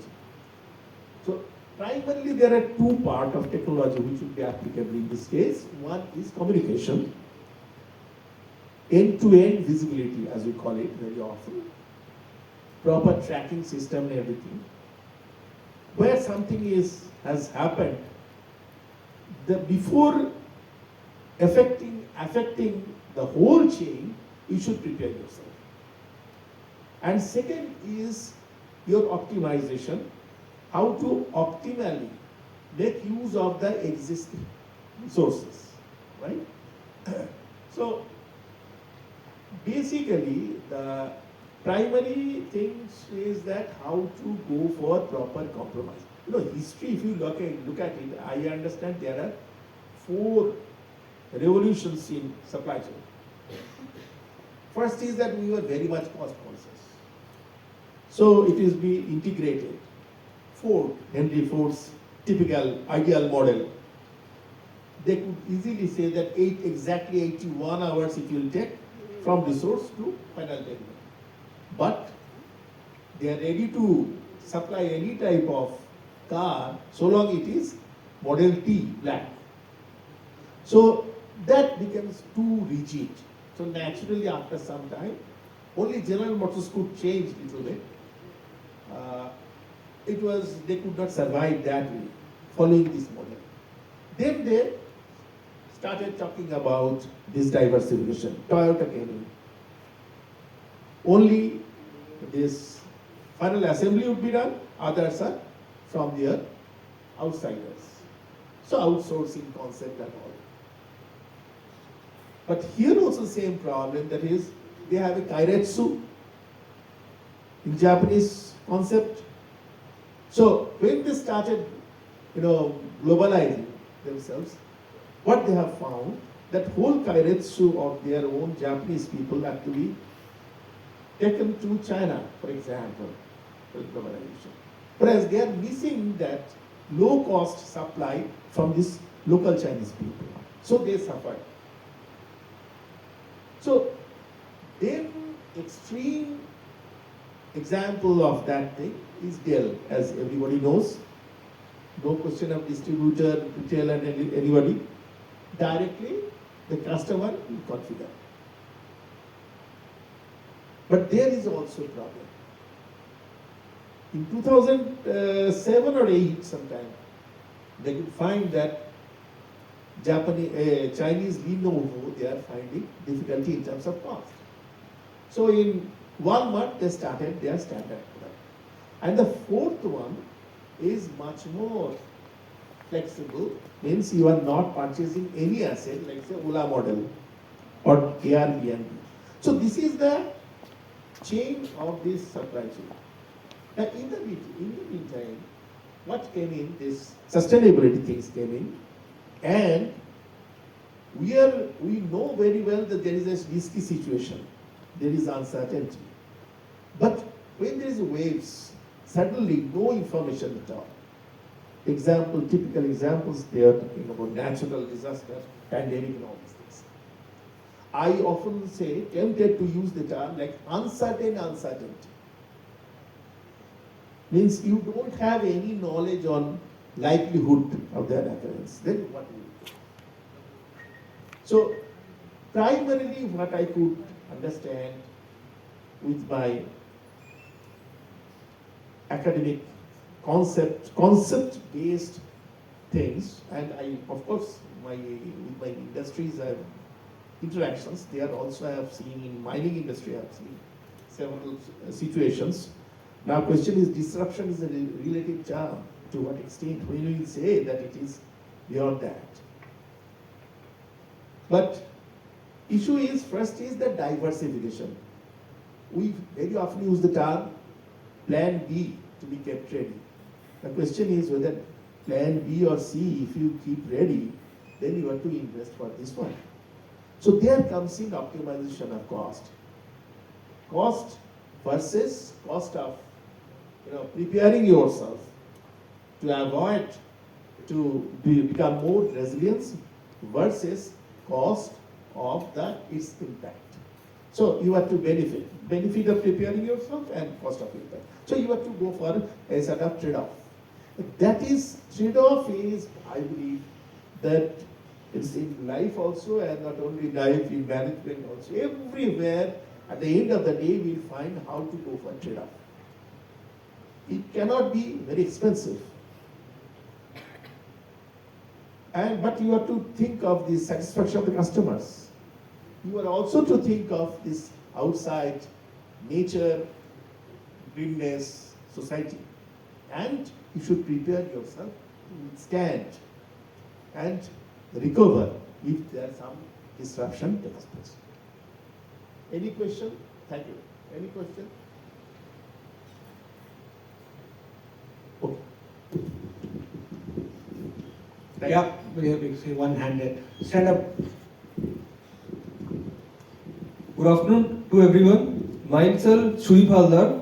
I want to ask to all the panelists that how can augmented reality and virtual reality help out in the case of disruptions and also for learning and development?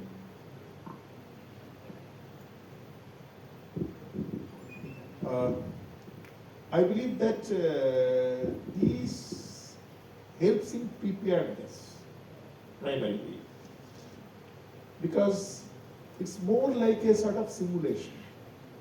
You should learn, you should go for a simulated learning. I believe one point I have missed perhaps, that is learning of the employees. They should be prepared to face these disruptions, and this virtual reality and all these things, these are primarily for preparedness, whereas AI may be used predictive analytics and AI, they can help you to forecast as closely as possible to the reality. This is what I feel.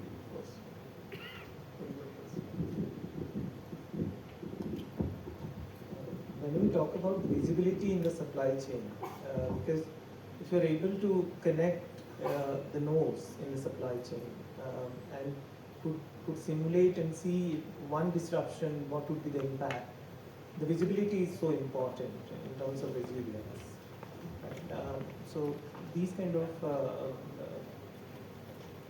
tools definitely come handy in terms of the visibility of the supply chain, where you can basically see the entire supply chain and if introduce disruptions, introduce changes, and see the overall impacts as to what happens. That knowledge itself is, it may be very basic, but it will give you in terms of your constraint optimization, decision making, right? As an industry basically.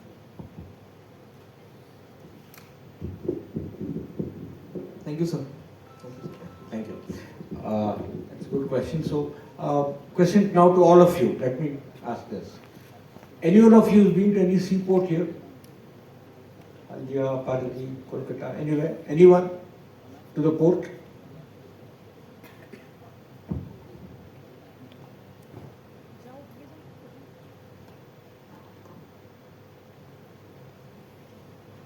You all had your port visits? Not yet, okay, fine. You would have heard, seen the YouTube videos and all, what actually happens in the port. So, this question now goes off to Dr. Pattanaik. Sir, in terms of cargo handling, how is the port automation shaping up? Why I ask this question is from ease of doing business perspective, you know, when Dr. Kampan also spoke about the cost and things like that. So, is it in any way helping the resilience aspect, the quicker, the better automation there, better visibilities? Would like to know about that. Like in terms of resilience, I mean, I would look at the concept of supply chain surplus that is taught in most of the basic courses on logistics and supply chain, where we have, where the difference is, the concept is defined in terms of the difference between customer value and supply chain cost. Even without disruptions, if we look at the holistic scenario, even without disruptions, the customer's expectations of tracking in real time, it was going on. It was pressurizing industries to adapt technology, even without disruptions, even in pre-COVID. COVID sort of disruptions only fostered and facilitated such adoptions more quicker. And so in the curriculum of logistics and supply chain, you see these things already there. And this concept of supply chain surplus definitely introduces the demand side, which is the customer, how the customer looks at the product as a value addition, and the supply side cost, which is the supply chain cost. So disruptions can happen with either the demand or the supply side, and thus we need the adoption of technology, we need the adoption of resilience attitude. The coming to ports, the port digitalization that we talk about, the documentation process that we see, the entire operation of the port is getting digitalized in terms of the documentation. Yeah. So, and for this, what happens is currently that we have an IT person and we have someone from the logistics who can tell the sequence of the documentation, say export documents or import documents, and so the IT person basically creates those platforms. But as technology improves, we may see probably the logistics or supply chain experts are only creating those IT portals also, right? But I mean, for me, it is technology in supply chain we might not even see without these disruptions also. Disruptions could be, maybe they may not be there, but as we go ahead, we see such kind of technologies coming into picture, probably without major disruptions also. So support digitalization or automation that we see, it could be a new normal in terms of working of folks with or without COVID sort of big disruptions. So actually, I heard of this terminal in Shanghai, where just about 2-3 people manage. The entire thing is through a digital fintech. Is the Indian maritime industry going in that direction? Is the government thinking anything on that? Yeah, I mean, in terms of digitalization, definitely people, when we are talking of sustainable transportation models, when we are talking of green logistics. However, we have to understand that in terms of going all over at a time, it takes resources, and it also comes with the attitudes towards change. How people take it as the changes in terms of taking the right spirit, and what is the policy at the helm. Currently, Government of India works, there are a lot of Neel Earth Vision implementation cells, NAVIC cells, through which they try to implement the MIV 2030 and MAKV, Maritime Ambedkar Vision 2047 policies. I may not say that we may borrow from the best practices from the world, but what suits to India, what fits in here with the resources that we have, I think that is where we see some integration, some changes in the way we implement technology. Perfect. So from the Mr. Khandelwal, pharma industry again, it affects every one of us at our individual level. How then are you, or rather the industry, working on predictive demand planning? See, I will also take some time to actually reflect upon what Dr. Pattanaik also mentioned before me. See, this generation that is seated over here, I think there are around, maybe around 70 to 80 students over here sitting in this auditorium. This generation that is sitting in front of us is the first generation that has had a digital birth certificate, and starting from everything is digitized. For us, what we have seen is that how this topic, actually this discussion topic is very much appropriate for us, and how we are leveraging technology in supply chain resilience. But working with technology is something that this generation in front of me is going to do from the very beginning. So technology is not something, it was aiding us, technology was helping us, but for you it's very much part of your lives. Right? So just yesterday I was attending a talk by the CEO of Swiggy in the Thai conference at the Taj Talkuti yesterday. So we are living in a country where there is Bangalore, where you will see one household having like 8 to 10 times the quick commerce deliveries, 8 to 10 times a day, starting from the morning until the night. And then we are also sitting in a country like India where, let's say you're sitting in a town called Malda, or you're sitting in somewhere called Anini, as Director Saab said. And what happens when you place an order from Anini on Amazon? You won't even get the item delivered at your doorstep. You are possibly called to an Amazon dost who is basically situated having a shop in one of the districts, and everyone from that district who has placed an order on Amazon has to visit that Amazon dost shop and collect their package from there. So when we are sitting in a country like India and reflecting upon what Dr. Pattanaik also said, see, of course there's going to be technology integration at the port level and everything. But when you go to the port, when your college takes you to the port, Mr. Shah Saab will agree with me because he's a person who's been on the field. Not much has changed when it comes to material unloading. Not much has changed when it comes to getting things done at your dock, when your material is stuck. And when you keep on finding out from an LG that you placed an order on your TV and your order has not yet come, you need to know what is actually happening at the dock, why the materials were not unloaded, and why the materials were not loaded back onto the truck, and why the materials did not actually reach your local sorting hub. See, these are the things that as MBA students, I think every one of us needs to first think about each and every process when we are doing our activities, daily activities, like when you're going to the local panwala, even if you are picking up a small chewing gum, you need to know that someone got it over there, right? When you visit a hill station, when you go to the topmost part of, let's say, Sikkim or Darjeeling, and there's a Maggie wala sitting over there making Maggie for you, you need to know that someone carried that Maggie on on their back to that hill station. A car could not reach there. So a Pittu got it up there. A Pittu with like probably his weight was 40 kilos or 60 kilos, but he was carrying the weight of 120 kilos on his back. So see, of course, technology has to be used for supply chain resilience in our country and everywhere else. But you also have to be friendly and aware of the concepts that are happening until now. Only then can you understand what kind of resilience you are aiming towards. So these are the things that on ground, like if you all were, I don't know if you are doing also marketing courses over here. I used to be a branding specialist when I was working with Ogilvy. So actually distributing, so releasing an ad, you're making a wonderful campaign. Okay, let's say the most famous campaign for Cadbury was Kuch Meetha Ho Jaye. So when you're making the campaign for Kuch Meetha Ho Jaye, making that campaign by someone sitting in an AC room was very easy.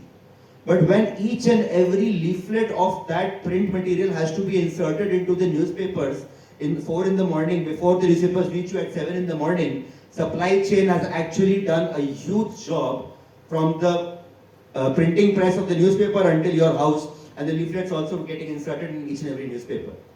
There were labor people sitting at the Raja Bazar canal on the pipeline, sitting over there and inserting the leaflets into your newspapers, so that when you are opening the newspaper with your morning tea at 7 a.m., you are getting a leaflet. So have you imagined what was happening? There was someone who was firstly developing the design of the newspaper last evening. Then there was someone who was working in the factory printing the newspapers after 11 p.m. Let's say there was a day and night match of India-Pakistan, and at 10:30 p.m. the result was released. Even at 10:30 p.m. the result was released, it has to be printed by the printing press because 11 p.m. is the printing time. And by 3 p.m. all the newspapers have been printed. By 4 a.m. it has reached all the sorting centers. By 5 a.m. all the newspaper wallahs have reached with their cycles at the sorting center. And by 6:30 all of you have received your newspapers. So do you imagine what kind of resilience that these people are working with? So it's very important for us to understand what is resilience. Dr. Kampan sir also defined what resilience was. By going, or Director sir also defined what resilience was, going back to the original state. But what is the original state? In today's date, when sir is talking about pharma, in today's date, the way the pharma industry is working on, you are thinking today that kuch tabiyat kharab hai, I'll have a tablet. But now pharma is coming up with innovations on a daily basis, wherein probably tomorrow there will be a strip, like you used to have Listerine strip, there will be a strip that will be put on your tongue, and with that strip, you will be basically healed. Your headache will be solved.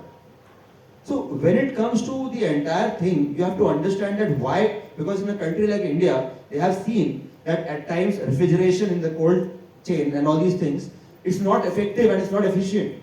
So at that time, the pharma company has to think about resilience. Why? As to, if we are making Calpol 650 in tablet form or in syrup form, and it has not been preserved at a certain temperature, maybe the strip will survive in the heated conditions of India. So a strip is the right way to go in this kind of economy. So the resilience and the entire supply chain has to be custom made and tailor made to the final consumer who is actually using the product. I think at that level, if we are going to actually think about the industry, and this generation is going to be the future of tomorrow, leaders of tomorrow, you need to really think about it. Just the way the quick commerce has come in today. You see, Deepinder Goyal is the founder of Zomato. He has quoted that every 3 months, every quarter, I'm not even joking, I'm quoting the exact figures. Every quarter they are burning 5,000 crore rupees so that you can have your apple in 10 minutes. So quick commerce, like sir said, you have to also make it sustainable. Leveraging technology for supply chain is very important. But at the same time, it needs to be sustainable. So it can go on and on and on, like shipping.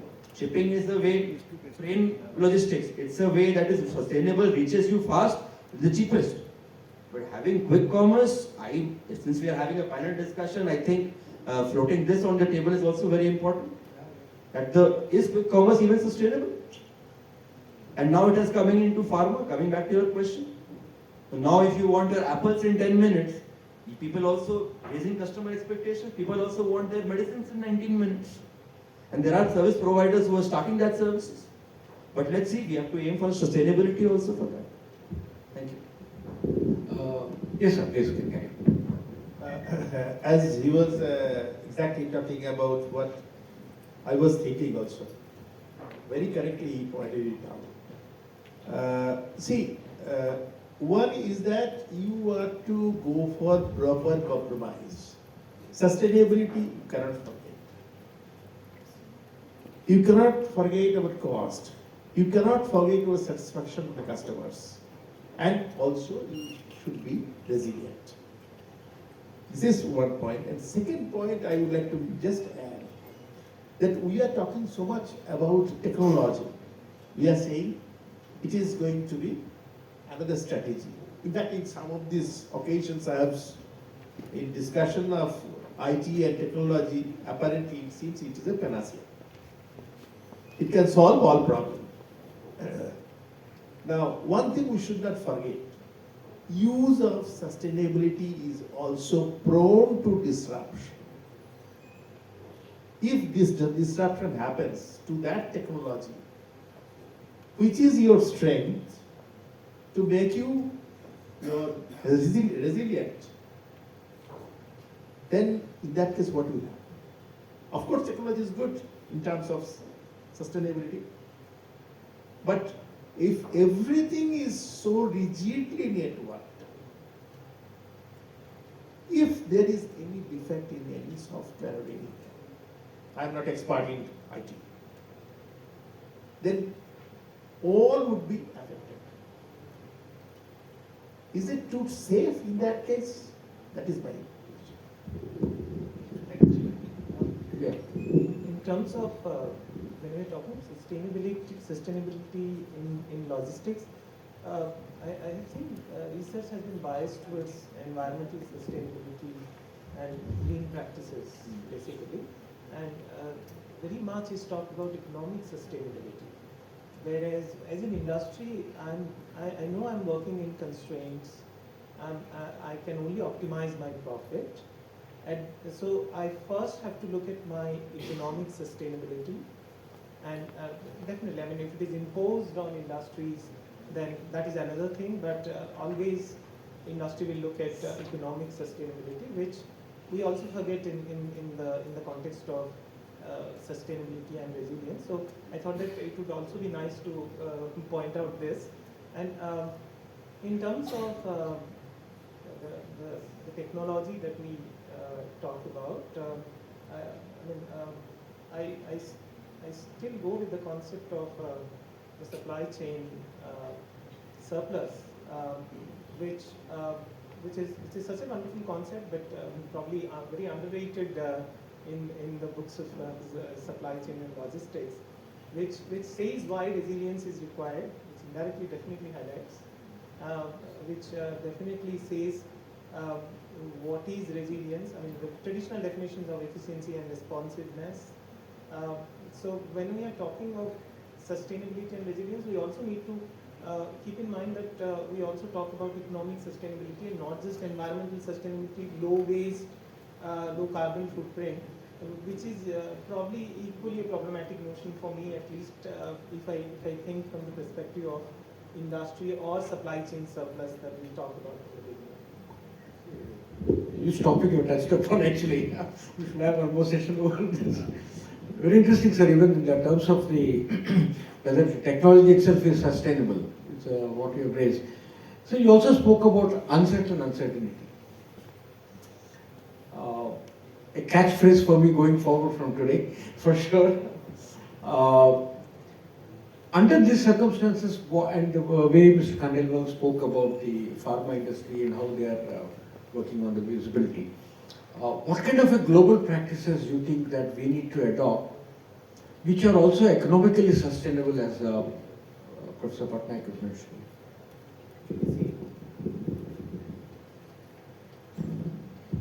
Actually, excuse me please, when we talk about sustainability, it has three dimensions. One is economic, business, whatever you may call it. Other is environment, physical environment. Third is society. Right? Primarily what we say, if planet survives, then only other things will come. Straight in a very simple language. Then, if society survives, then only I can get my workers, I can get my customers. So in that case, this social sustainability comes in. And for my existence, in the sense the owner's existence, the company's existence, what is required? Profit.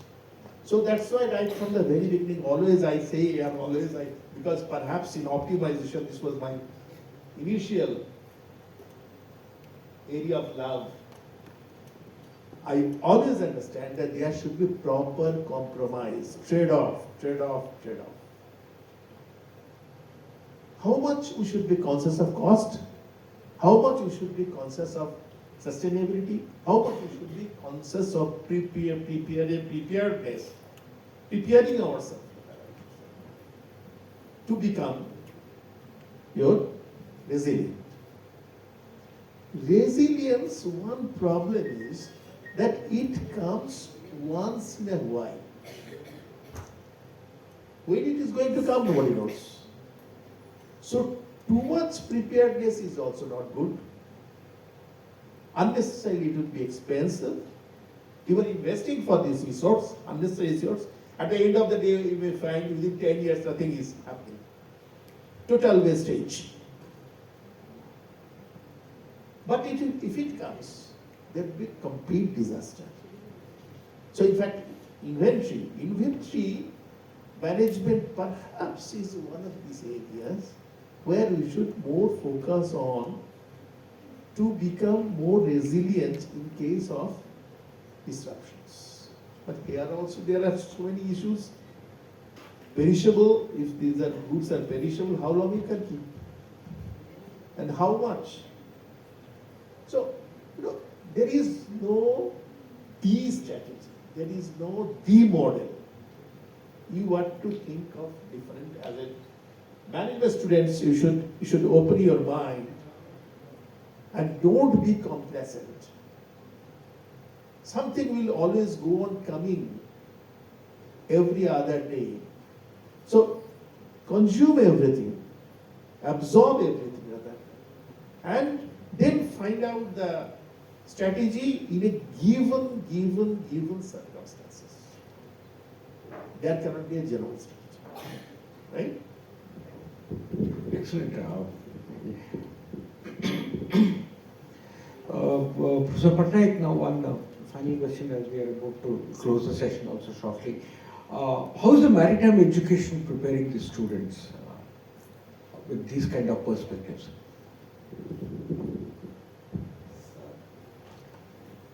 I mean, as an academician, I see that the basics are going to take the students to a long way. The basics are very important. And in the name of technology, we may basically introduce them to different concepts. But we also need to understand that technology is also evolving. The sector itself is also evolving. The consumer needs are also evolving. So it is better to talk about it and move on. The basics are going to save the day. On any day, the basics are going to save the day. If these basics are stronger for the students, that is where we see industry will basically customize them.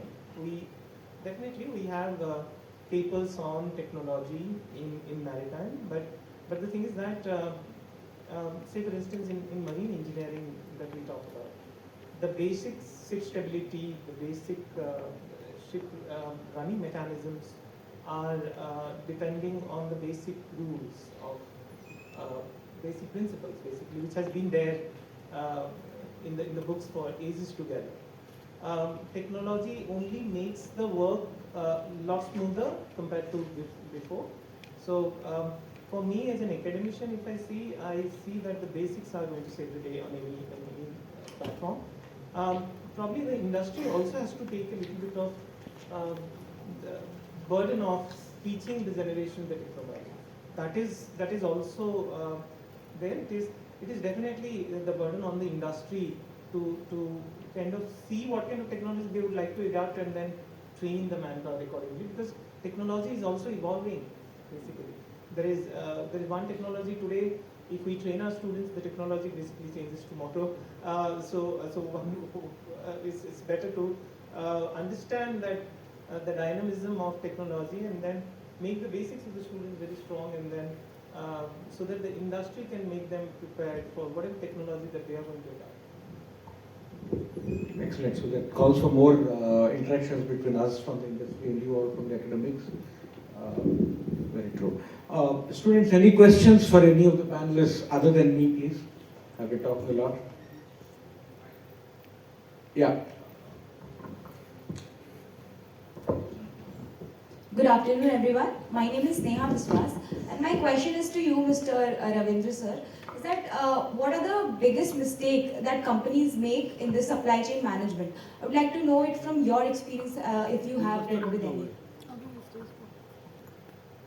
I don't think, thank you for the question firstly. I don't think I can point out to one big mistake that companies are practicing. I think when you're dealing with so many customers and so many this ones, there are various companies doing various things in various methods. Like whatever suits that company. So if a software company wants to have a startup, wants to have a headquarter in Bangalore, they can do it in Bangalore.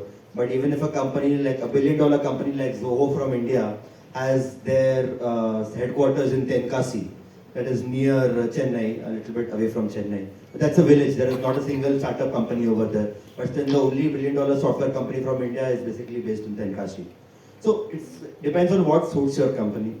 Especially when it comes to our pharma trade, I have seen, most of the times when whatever medicines we are all consuming are all mostly made in India. But the import items had come in. There are various ways in which the items can come in your country, which are, of course, needs to be legal, needs to be in place, needs to maintain temperature standards, needs to maintain all the paperwork and everything, needs to have approvals from the health department and everything. But pointing out to one big mistake, I think if you want to say it in a general sense, I think that is about the time, the essence of time. So if you're placed at the dock and you're receiving any particular shipment at the docks, you will know that why there are delays. Let's say you reach there and then you spoke to the person for unloading of the materials, and unloading was included in that price.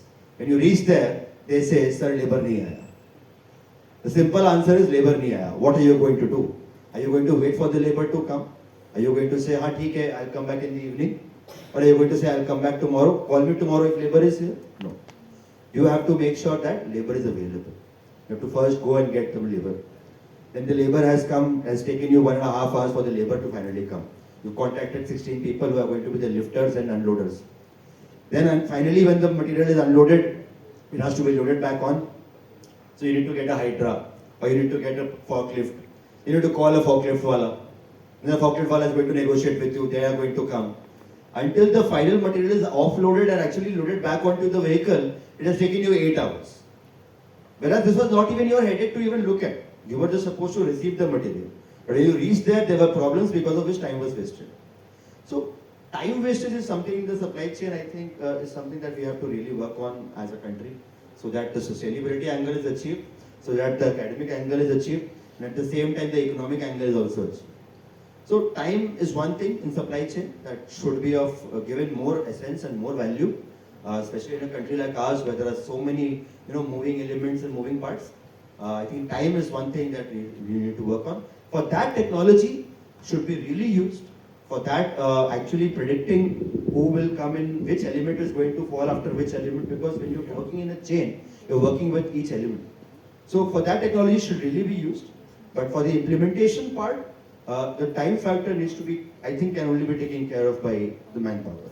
That's my personal opinion. Perfect. So to answer your question, perhaps one big mistake that the industry has been making is perhaps not focusing on the time factor, which is the importance that Mr. Khandelwal has emphasized. Any other questions, students? Good opportunity. Yeah, ma'am. Please stand up, take the mic, shoot. Good afternoon to all, sir. Sir, my question is, as we talked about technology and updatation or automation in supply chain, so what are the cybersecurity risks in supply chain management? That's an amazing question, because Professor spoke about even sustaining the technology, and Dr. Pattanaik was also mentioning about the changes that the technology you adopt today, tomorrow perhaps that's getting changed. So anyone would like to take this question on cybersecurity?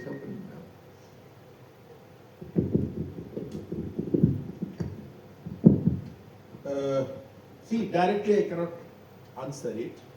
In fact, nobody can answer properly. One thing I have already mentioned, and this is in my mind, very often we say that technology is the main weapon, the strongest weapon, through which we can win the game. And we become resilient. But when technology itself is undergoing disruption, maybe in any form, any cyber attack, then what we'll do? So that's why always there is a sort of backup. If A has failed, then B has failed, then C.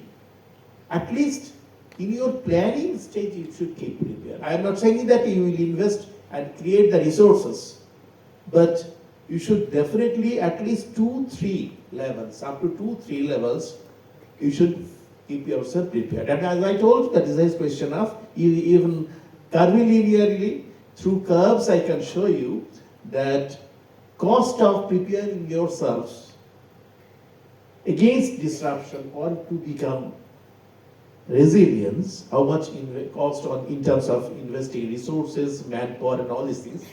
And other is cost of the impact. So this benefit and cost curve, there are two curves, and when they are meeting, that is the optimal point. You may not reach optimal, but slightly left hand side, in the sense more towards taking some risk. If it is very expensive, if it is not expensive, need not unnecessarily take that, straight away go to the optimal point. So conceptually you can, always that in management you must be knowing that what is there in theory, even linear programming solution is, in my life I have seen that after getting the solution, once I tried to implement it in the industry, they are saying it is not possible. Then I could find out extra constraint and added it and got the solution. So everywhere there is a gap between theory and practical things. So it need not be exact optimal point, but slightly this way or that way. That you should manage depending on the situation. There is otherwise, of course, if there is an IT specialist, somebody from our side, he could have narrated this thing. But still, they should be prepared that the technology itself may fail, right? We are talking so much visibility, end-to-end visibility, tracking and all these things, but well, that thing is there.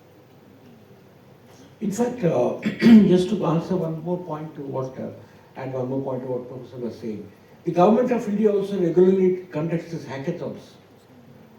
I strongly suggest you all guys should go and take that up.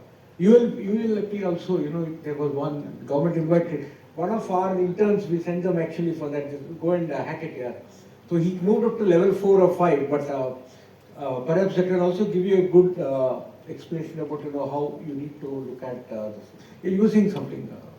Thank you. So basically, what I understand is cybersecurity, when you're looking at the question of cybersecurity, any cybersecurity basically has, I think, two major things. Either they want your data or they want your money. It's one of the two things. So see, data security, if you want to work on, of course, like sir said, there has to be point 1, point 2, point 3. So there has to be 3 places where your data is stored. A company like Google cannot just have one server on which all the data is there. If something fails, then what happens? The entire world collapses if Google collapses. So it's a similar thing, I think, you need to have your firewalls in place, you need to have your data security in place so that your data is also duplicated in somewhere else. It's called data mirroring basically. So data is over here, the data can also be somewhere else. So if you have a physical server, you can also have a cloud server. And data mirroring, say what happens is that if there's any data saved here, every half an hour or every 10 minutes or whatever time period you put, it gets duplicated somewhere else. So if something happens to your main server, there's always a backup server. So these things are always there. But when it comes to your money, if they want data, obviously they can have your data or they can protect your data, whatever it is. But when it comes to money, like sir said, so firstly, what happens when I say cybersecurity episode is uncertain. And what they will do with that is an uncertain. So again, what happens over there, you cannot prepare for it. You cannot be like a pandemic happened. Nobody was prepared for it. But then, because of the country's resilience, we are back to the place in where we are. Our economy is back to where we are. Our consumption is higher than our pre-COVID levels. We are traveling more than pre-COVID levels. We are buying cars more than pre-COVID levels. We are consuming FMCG items more than pre-COVID levels. So again, when something happens, an uncertain thing happens, you don't know, but then your resilience can only be gotten back, not with technology, not with anything else, but only and only because if your people are wanting to consume and the country's businessmen or the country's entrepreneurs are creating something of value. When creating something of value and consumption both are happening on a simultaneous basis, your country will definitely come back to where you were and maybe even better. Perfect. So one only incident that I can recall, yes sir, sorry. Yeah, please, kindly.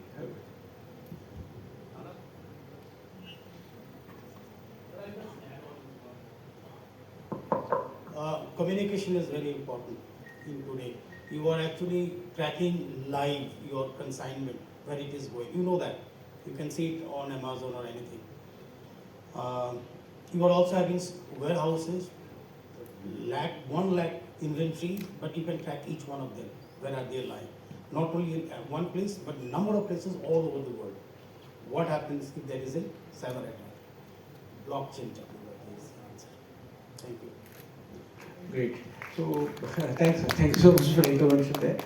One incident I was recalling as the discussion was going on with respect to sustainability and technology. I think the first threat came on Y2K. We all faced that. Nobody even predicted that could happen. And then the world started thinking differently. Of course, COVID and all followed from a different perspective. Anyway, but I think it's time now we need to wind up this session.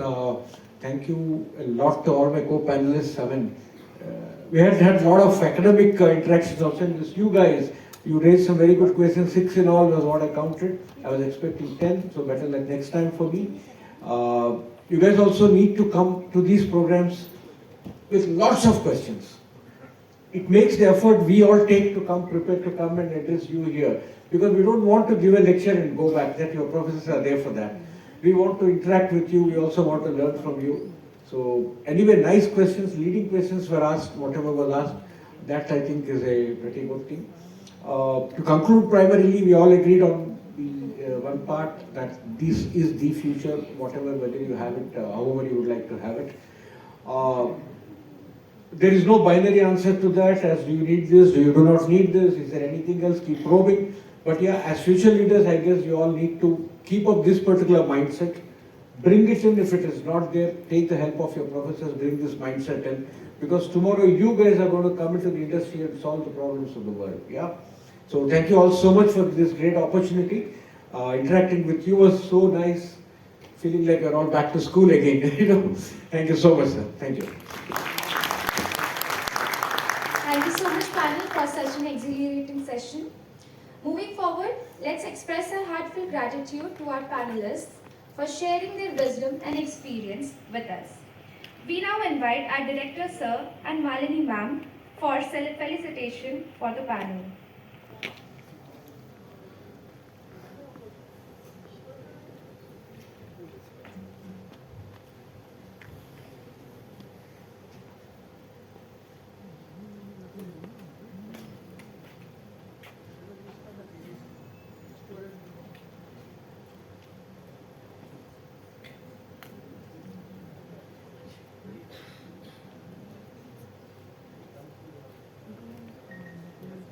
I would request Mr.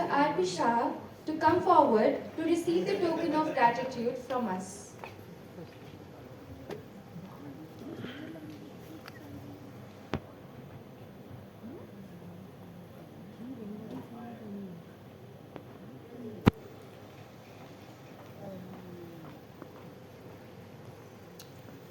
ব্যাগগুলো কোথায় গেল ব্যাগগুলো পিছনে রাখা হয়েছে কিন্তু হয়তো বার করে দিয়েছে ব্যাগটা পরে দেবে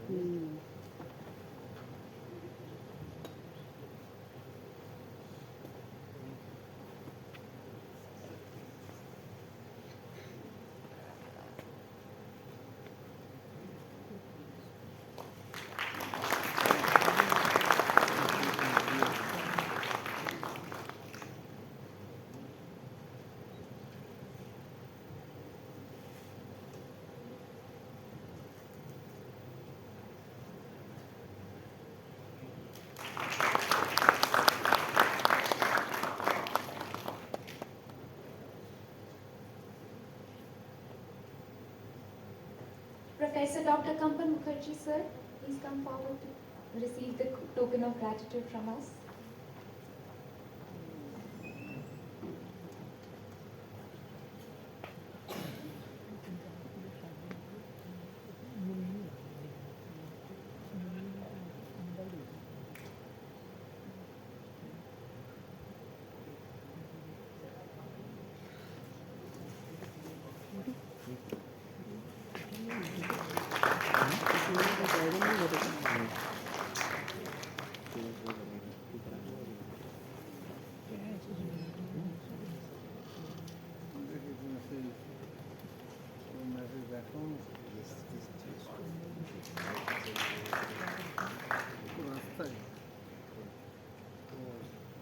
Mr. Srinivas M, sir.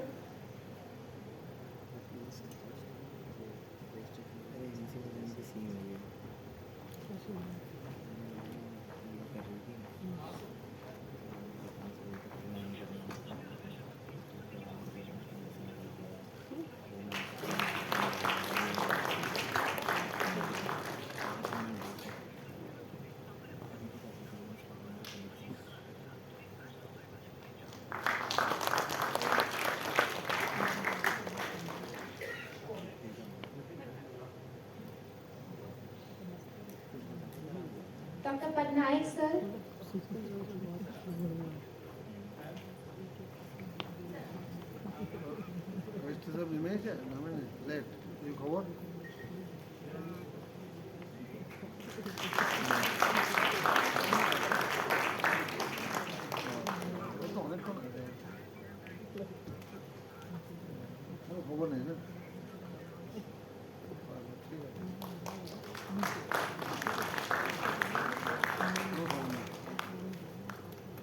Mr. Ravindra Khandelwal, sir.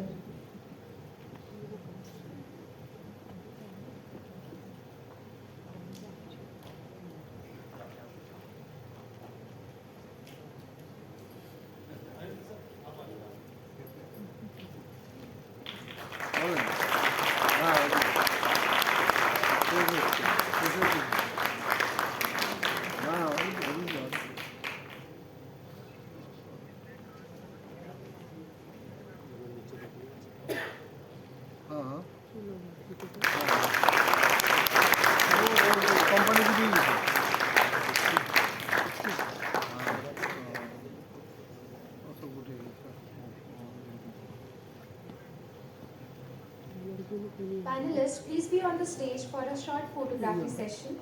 I would like to invite Procam Group on the stage for the photography session.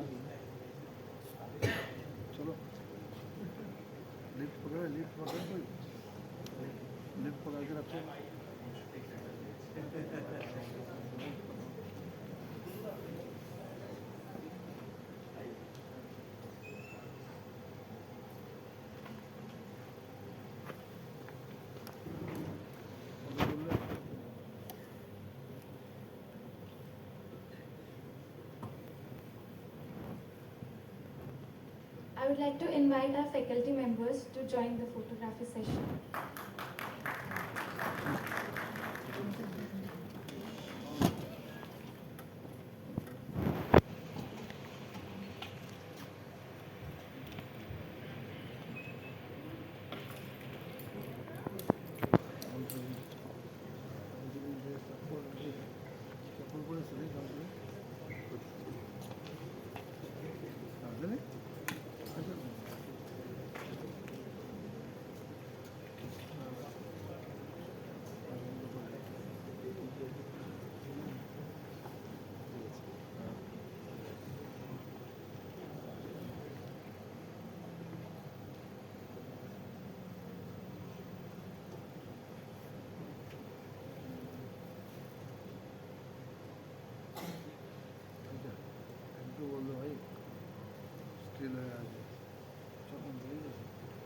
Sanchalan team, please come up on the stage for the photography session.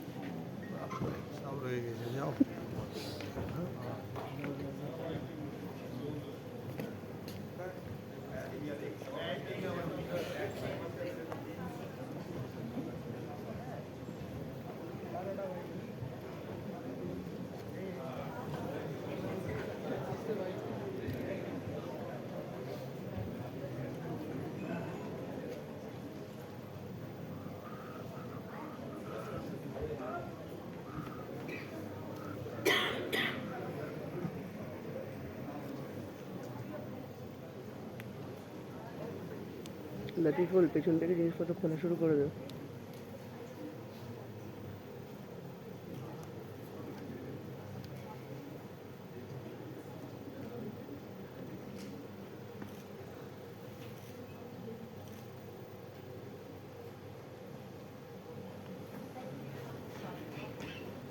All these students present here are requested to come up on the stage for the photography session.